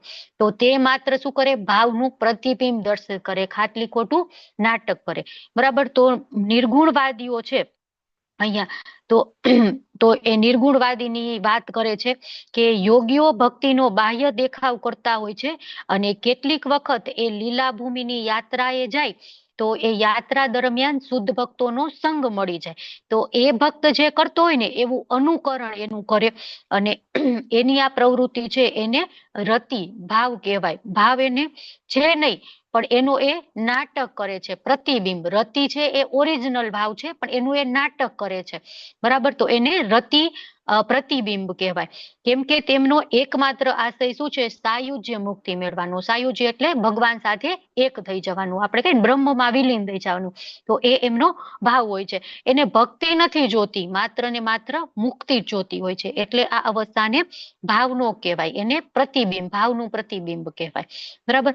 તો રૂપ ગોસ્વામી છે એ વારા પરથી બધાને ટાર્ગેટ કરી અને કહે છે કે સકામ કર્મીઓ અને તાત્વિકો છે એ અનુમાન દ્વારા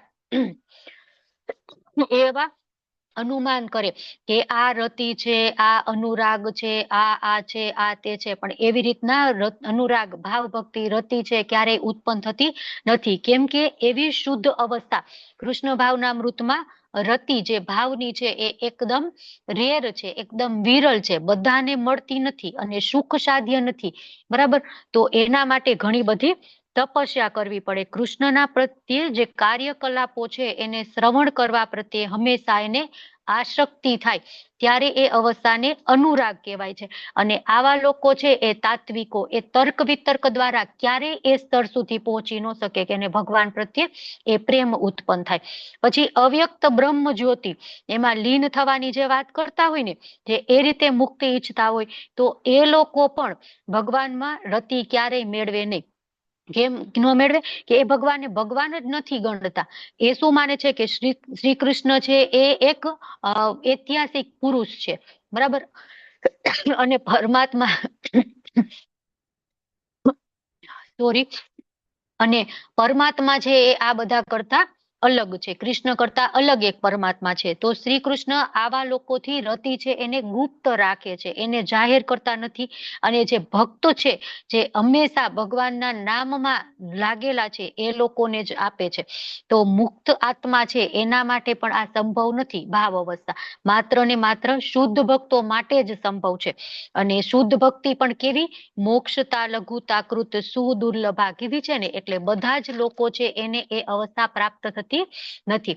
તો સાધારણ ભક્તો માટે પણ સુલભ નથી. તો સકામ કર્મીઓ, તાત્વિકો, તર્ક ચિંતકો, નિર્વિશેષવાદીઓ, નિરાકારવાદીઓ, તો એ બધાને કઈ રીતના પ્રાપ્ત થાય? એ બધાને પ્રાપ્ત થાય નહીં. એમને સાધારણ ભક્તિ પણ ઇઝીલી ન મળે. બરાબર, આ ભાવ ભક્તિની વાત છે.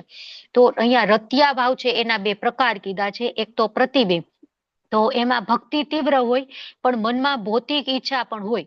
બરાબર, એટલે થોડોક સમય માટે ભાવ આવે અને પછી પાછો જતો રહે. અને છાયા રતિ આભાસ, તો એમાં શું હોય? ભક્તિ તીવ્ર નથી અને ભૌતિક વસ્તુની ઈચ્છા નથી. ભક્તિ એટલી નથી પણ ભૌતિક વસ્તુથી વિરક્ત થઈ ગયા છે. છાયા પ્રતિબિંબ.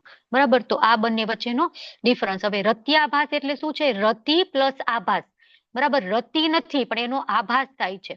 તો કહેવાતા ભક્તો શ્રી કૃષ્ણની અષ્ટકાલીન લીલાઓ છે એનું કૃત્રિમ રીતે ચિંતન કરે, બનાવટી રીતે ચિંતન કરે. અને કોઈ વખત બાળ કૃષ્ણ છે તેમની સાથે બોલતા હોય કે રાધા કૃષ્ણ એમની સાથે વાતો કરતા હોય, એવો ઢોંગ કરી અને અમુક ભોળા લોકો છે એને ફોસલાવાની વાત કરે, એમને આકર્ષવાની વાત કરે.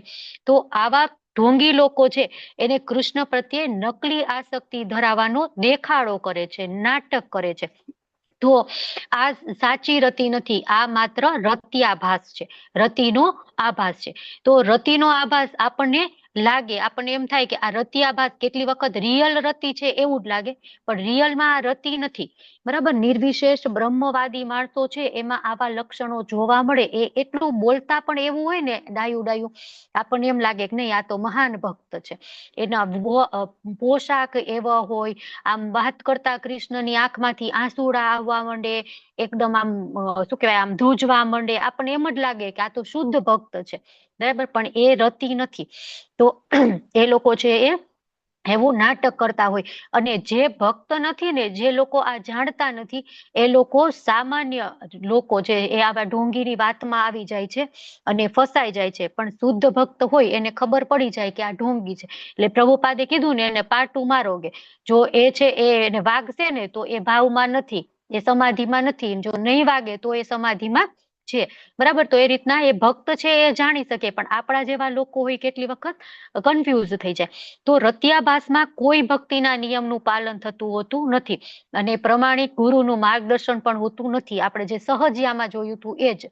બરાબર, સહજિયા પણ એવા જ હોય ને કે કોઈ પણ પ્રકારના નીતિ નિયમનું પાલન ન કરે અને પ્રમાણિક ગુરુનું માર્ગદર્શન પણ હોય નહીં. આપણે કે ગુરુ પરંપરા કહી તો કે કાંઈ નહીં, એકે ગુરુ પરંપરા નહીં. બરાબર, તો નાટક કરતા કરતા ક્યારેક શુદ્ધ ભક્તોનો સંગ મળી જાય તો એ શુદ્ધ ભક્ત પણ બની જાય. બરાબર, એ બને જ નહીં શુદ્ધ ભક્ત એવું નહીં. શુદ્ધ ભક્તોનું નાટક કરતા કરતા ક્યારેક એ મળી જાય ભક્તોનો સંગ તો શુદ્ધ ભક્ત બની જાય. પણ એનો ભાવ શુદ્ધ ન હોય, ભક્તિ તીવ્ર હોય. બરાબર, તો એ છે એ રત્યાભાસ. હવે બીજું છે પરારતિ. તો પરારતિ એટલે શું? પ્રતિબિંબ. આપણે જોયું ને, છાયા અને પ્રતિબિંબ. તો પ્રતિબિંબમાં શું છે? કોઈ મનુષ્ય ભુક્તિ કે મુક્તિની કામના રાખી અને શુદ્ધ ભક્તોના સંગમાં રહે અને ભગવાન નામનું કીર્તન કરે અને ભગવાનની કૃપાથી એ કીર્તનમાં જોડાઈ પણ જાય અને શુદ્ધ ભક્તોનો સંગ મળ્યો છે એટલા માટે થોડાક સમય માટે એના હૃદયમાં ભાવ ઉત્પન્ન પણ થઈ જાય. થોડાક સમય માટે એનું હૃદય છે એટલું પવિત્ર પણ થઈ જાય, કોમળ પણ થઈ જાય અને ભક્તોના સંગના કારણે જિજ્ઞાસાવશ એનામાં રતિનો આભાસ ઉત્પન્ન થઈ જાય. પણ આ આભાસ કેવો હોય કે લાંબો સમય ચાલે નહીં, થોડોક સમય થાય એટલે વળી પાછો જે એની મેઇન જે પ્રકૃતિ છે, જે એના ગુણ છે એ પાછું આવી જાય. તો એ એવું વિચારતો હોય કે આ છે એ સારું છે સંસારના કલેશો કરતા. તો આવો ભાવ છે એને પરારતિ ભાવ કહેવાય છે કે છોડો ઘરબાર ચલો હરિદ્વાર. એ પત્ની બહુ માથા ભારે છે, બહુ હેરાન કરે છે, રોજ ઝઘડા થાય છે, બાળકોનું ભરણ પોષણ કરવા માટે એટલી સેલરી ઇન્કમ એટલી આવતી નથી, ઇકોનોમિક ક્રાઇસિસ ચાલે છે, હવે શું કરવું, ચલો હરિદ્વાર જતા રહો, આ બધું છોડો. બરાબર. તો આવા માણસો છે એ આવું પછી હરિદ્વારમાં જઈને આવું રત્યા ભાવનું નાટક કરતા હોય તો એને શું કહેવાય? પરારતિ. બરાબર. તો શુદ્ધ ભક્તોને જોઈ અને ભાવ આવી જાય પણ થોડોક સમય પછી એ છે ઓટોમેટિક જતો રહે. તો આમાં ભાવ છે એ શુદ્ધ નથી પણ ભક્તિ તીવ્ર છે. બરાબર. તો એ છે એ પ્રતિબિંબ. બરાબર. અને જે છે પ્રતિબિંબ એમાં ભક્તિ તીવ્ર છે પણ ભાવ શુદ્ધ નથી. અને છાયારતિ, આમાં બીજું લખેલું છે ને છાયારતિ, એમાં ભક્તિ તીવ્ર નથી પણ ભૌતિક આસક્તિઓ, ભૌતિક વસ્તુઓ પ્રત્યે આસક્તિ નથી. તો એ કોણ? કે જે આ હઠ યોગીઓ છે, બરાબર, જે હિમાલયમાં જતા રહે છે, એને શું કરવાનું એ ખબર નથી. એ બંને હાથ ઊંચા કરીને એક પગ ઉપર ઉભા રહીને એટલી કડકડતી ઠંડીમાં તપસ્યા કરે, એને કોઈ પણ વસ્તુ પ્રત્યે કાંઈ પણ આસક્તિ નથી, પણ એ શું કરે છે? ભક્તિ નથી. આપણે એમ કે ભક્તિના તો આ બધા નિયમો છે પણ એ પણ કાંઈ કરશે નહીં. બરાબર. તો આ બંને વચ્ચેનો ડિફરન્સ છે.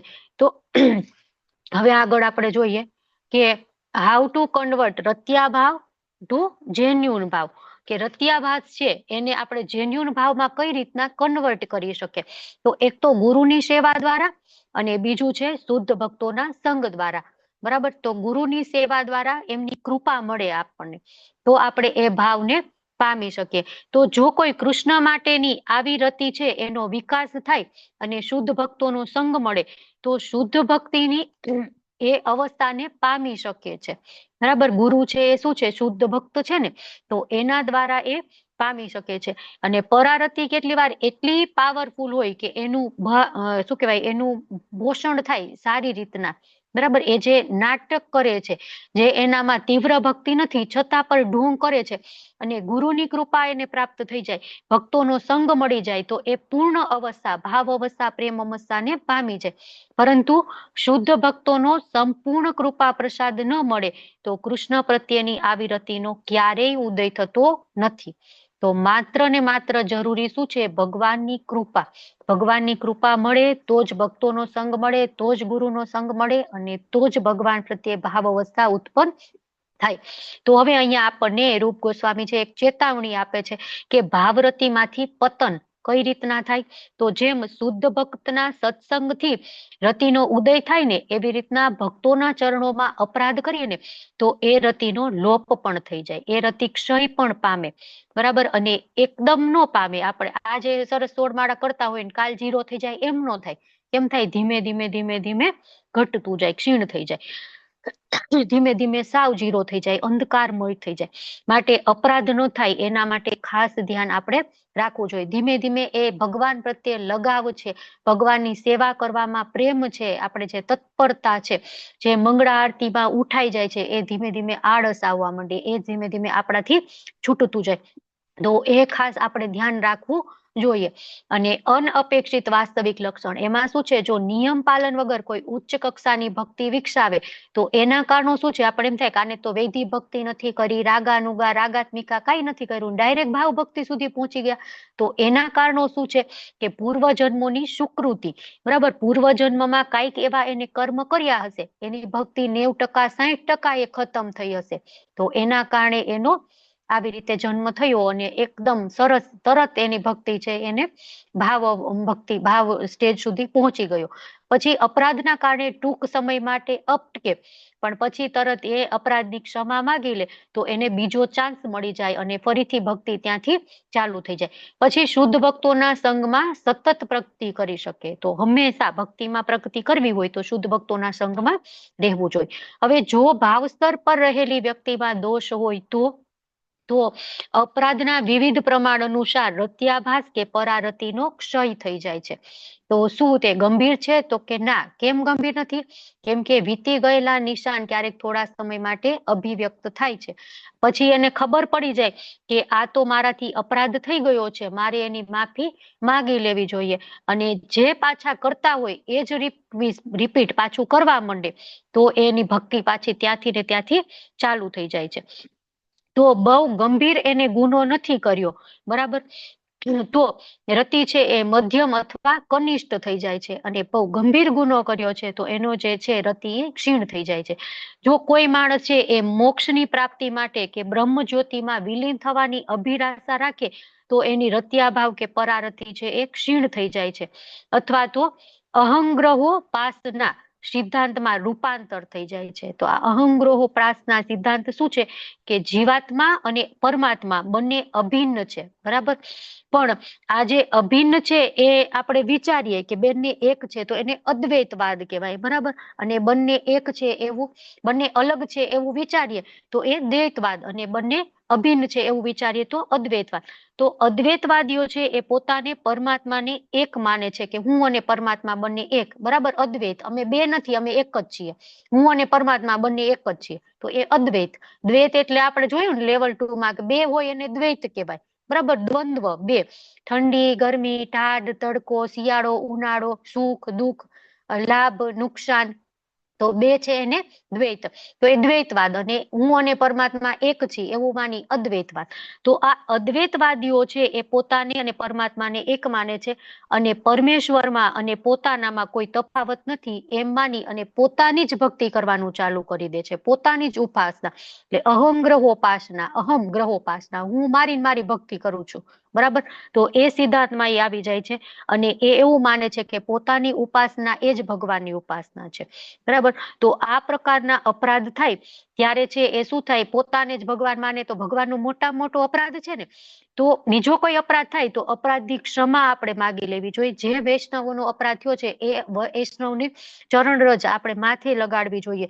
અને ભક્તિ વિનોદ ઠાકોરનું સરસ મજાનું ભજન પણ છે, શુદ્ધ ભક્ત ચરણ રેણુ ભજન અનુકૂલ. તો આપણે વૈષ્ણવની ક્ષમા માગી અને એની માફી માગી લઈ તો વૈષ્ણવ છે એ મોટા હૃદય વાળા હોય, મોટા મન વાળા હોય, તરત આપણને માફ કરી દે અને આપણી ભક્તિ જ્યાં અટકી છે ત્યાંથી જ ફરીથી પાછી ચાલુ થાય. પણ અહંગ્રહોપાસના, એ હું જ ભગવાન છું અને હું મારી જ ભક્તિ કરીશ તો પણ મને ભગવાનનું ધામ મળી જશે, તો પણ મને મુક્તિ મળી જશે, તો આવું વિચારે એ તો ભગવાનનો મોટામાં મોટો અપરાધ કરે છે. તો આવું ક્યારેય વિચારવું જોઈએ નહીં. અને આવો ભાવ છે તો આવો ભાવ છે એ નવદિશિક ભક્તો છે એમાં કેટલી વાર જોવા મળે છે કે કોઈ પ્રકારના નીતિ નિયમનું પાલન કર્યા વગર જ ઉચ્ચ ભક્તિએ પહોંચવા માટે એમ વિચારે કે આને તો કાંઈ નથી કર્યું, ના આટલી અવસ્થાએ પહોંચી ગયો તો હું પણ આમ કરીશ ને હું પણ અહીંયા પહોંચી જઈશ, બરાબર. તો આ બધા સહજિયા અને ઢોંગીઓ કહેવાય કે આ બધા ભાવ છે એનાથી આપણે બચવું જોઈએ, અને આવા બધા માણસ છે એનાથી પણ આપણે બચવું જોઈએ. તો વ્યક્તિ છે એ કેવી રીતે જોઈ શકે, બરાબર, કે એનામાં કઈ અપરાધ થઈ ગયો છે કે નહીં, કોઈ ખામી છે કે નહીં, કે બીજા જે ભાવ ભક્તિના સ્તર પર રહેલા જે વ્યક્તિ છે એની સાથે એને કઈ રીતે વર્તન કરવાનું. તો ભાવ ભક્તિ પ્રાપ્ત કરી લીધી છે છતાં પણ એ માણસ છે એમાં કાંઈક એવી ટેવ છે કે જ્યાં સારી નથી, બરાબર, કાંઈક એની ખામી છે, તો આપણે શું કરવાનું, એ ખામીની અવગણના કરવાની. જો કોઈ ભૌતિક સુખથી સંપૂર્ણ રીતે વિરક્ત થઈ ગયો અને જો તેને શુદ્ધ ભાવાત્મક પ્રેમ પ્રાપ્ત કરી લીધો તો કદાચ આકસ્મિક રીતે ભક્તિના નિર્ધારિત ધોરણ પ્રમાણે એ રહેતો જોવા ન મળે, બધા નીતિ નિયમોનું પાલન કરતો જોવા ન મળે, તો આપણે એનો દ્વેષ કરવો જોઈએ નહીં. તેની ગણના આપણે શુદ્ધ ભક્તમાં જ કરવી જોઈએ. અને ભક્તિમાં ભગવાન શ્રી કૃષ્ણમાં અને ગુરુમાં અવિચળ શ્રદ્ધા રાખનાર પુરુષને ભક્તિની પ્રવૃત્તિમાં ઉન્નત સ્થાન મળે છે. દોષ આપણે ક્યારેય એમાં જોવા નહીં. એક વૈષ્ણવ હોય તો એ વૈષ્ણવ કેવો હોય, અદોષદર્શી, બરાબર. બીજા કોઈ માણસ છે એમાં દોષ ક્યારેય જોતો ન હોય, અને જ્યારે એ બીજા બધામાં ગુણ જોવા મળશે ને ત્યારે જ એ છે એનો સાચો વૈષ્ણવ કહેવાય, બરાબર. બધામાં દોષ જોવે, આમાં તો આમ છે, આમાં કેટલા બધા અપરાધ થાય, તો ક્યારેય વૈષ્ણવ બની જ ન શકે. તો ભગવદ્ ગીતામાં એક શ્લોક આવે છે ને કે કોઈ ભક્તનું પતન થાય, ભૂલ થાય એનાથી, ભક્તિના માર્ગમાં આવી ગયો એનાથી કઈક ભૂલ થઈ ગઈ તો આપણે શું કરવાનું, આપણે એને ભક્ત ગણી અને માફ કરી દેવાનું, આપણે એના દોષો નહીં જોવાના, બરાબર. અને એ માણસે પણ શું કરવાનું, એમ કે નહીં હું તો સાધુ છું, નહીં, એવું નહીં. એ માણસને મનમાં પશ્ચાતાપ કરવાનો, એને પ્રાયશ્ચિત કરવાનું, અને ફરીથી એવી ભૂલ ન થાય ધ્યાન રાખવાનું. પણ આપણે શું કહેવાય, ગણીને ગાંઠે નહીં બાંધવાનું. અથવા તો આપણને એમ લાગે કે આ બહુ બધું થાય છે તો આપણે સિનિયર ને પણ કહી શકીએ કે આવી રીતના આ કરે છે, તમે સેજ એનું ધ્યાન દોરો, બરાબર. પણ આપણે ડાયરેક્ટ એને કઈક તમે તો આમ કરો છો ને આવું ન કરતા હવેથી, તો એવું ક્યારેય આપણે કરવાનું નહીં. તો આપણે એને સાધુ ગણવા જોઈએ. પણ એ જે માણસ છે એને એની પ્રવૃત્તિ જે છે એ ધીમે ધીમે બંધ કરવા માટે હંમેશા પ્રયત્ન કરવો જોઈએ. તો મનુષ્યનું તન મન અને સર્વ પ્રવૃત્તિ છે એને ભગવાનમાં પરોવી દીધા હોય, છતાં એ બાહ્ય રીતે આપણને કોઈક ખરાબ કર્મ કરતો દેખાય તો જે એ દ્રઢ ભક્તિ જે શક્તિથી આ જે ખરાબ કર્મ એ કરે છે એનો અંત આવશે. જેવી રીતના ચંદ્રમાં છે તો આપણને પૂનમ હોય તો કેટલા સરસ દેખાય, છતાં પણ આપણે ઓલું બાયનોક્યુલર લઈને જોઈએ તો એમાં કેટલાય બધાય ડાઘા હોય, ધબ્બા હોય, કલંક કેટલાય બધાય હોય, બરાબર. તો એવી જ રીતના ભક્તિમય સેવા કરતો કોઈક માણસ હોય તો આપણને એમ લાગે કે આમાં તો આટલા બધા કલંક છે, આ રીતે આ કરે છે, બરાબર. તો આપણે એ નહીં જોવાનું, એનું સારી વસ્તુ શું છે એ આપણે જોવાનું. અને ભક્તિમય સેવા જેમ કે ચાંદની હોય પૂનમની અને એમાં હિમાલય ઊભું હોય તો કેટલું સરસ આપણને લાગે. અને એમાં એના હિમાલયની કમ્પેરિઝનમાં નાના નાના ધૂળના ઢગલાઓ હોય તો આપણે એ ન જોઈને આપણે હિમાલય જોઈએ ને કે આ કેટલું સરસ લાગે છે, અત્યારે તો આનું આમ સૌંદર્ય જોવા જેવું છે એમ. તો એ રીતના આપણે ભક્તો માટે પણ નાની નાની ભૂલો છે એ ધૂળના ઢગલા સમજી આપણે એનો ત્યાગ કરી દેવાનો અને આપણે એની સારી વસ્તુ છે એને સ્વીકારવાનું. તો કૃષ્ણ માટેની આસક્તિ એ દિવ્ય આનંદ છે. દિવ્ય પરમાનંદના અપાર જથ્થા સામે એક સામાન્ય તુચ્છ એવો ભૌતિક દોષ હોય તો આપણે એને ક્યારેય પણ જોવો જોઈએ નહીં. એટલે હાયર ટેસ્ટ મળે એટલે લોઅર ટેસ્ટ છે ઓટોમેટિક જતો રહે. તો એ રીતના એ જે ભક્ત છે એને હાયર ટેસ્ટ મળશે તો એ જે ભૂલ કરે છે ઓટોમેટિક એની બંધ થઈ જશે. તો આપણે એ મેળવવા માટે કોઈ ઈચ્છા ન રહે કે ભક્તિનો હાયર ટેસ્ટ મળે તો લોઅર ટેસ્ટ ઓટોમેટિક છૂટી જશે. એટલે એ આપણે સમજવું જોઈએ. અને શુદ્ધ ભક્તોના સંગથી ભાવ છે એ જાગૃત થાય છે, એટલા માટે હંમેશા આપણે શુદ્ધ ભક્તોનો સંગ મળે એટલા માટે પ્રયત્ન કરવો જોઈએ. તો આપણે છે અહીંયા આપણો 18મો અધ્યાય પણ પૂરો થાય છે. હવે 19મો અધ્યાય છે પણ એ આપણે નેક્સ્ટ જયારે ક્લાસ હોય ત્યારે રાખીશું, કેમ કે આટલી બધી ફિલોસોફી પછી ઓવરડોઝ થઈ જશે તો તમે બધા શું કહેવાય બીજા દિવસે આવશો નહીં ક્લાસમાં. એટલે આટલું રાખીએ. ખૂબ ખૂબ ધન્યવાદ તમારો બધાનો, તમે અહીંયા જોડાણા. વાંછા કલ્પતરુભ્યશ્ચ કૃપા સિંધુભ્ય વચ પતિતાનાં પાવનેભ્યો વૈષ્ણવેભ્યો નમો નમઃ. હરે કૃષ્ણ કૃષ્ણ કૃષ્ણ હરે હરે, હરે રામ રામ રામ હરે હરે. હરે હરે કૃષ્ણ દંડવત પ્રણામ.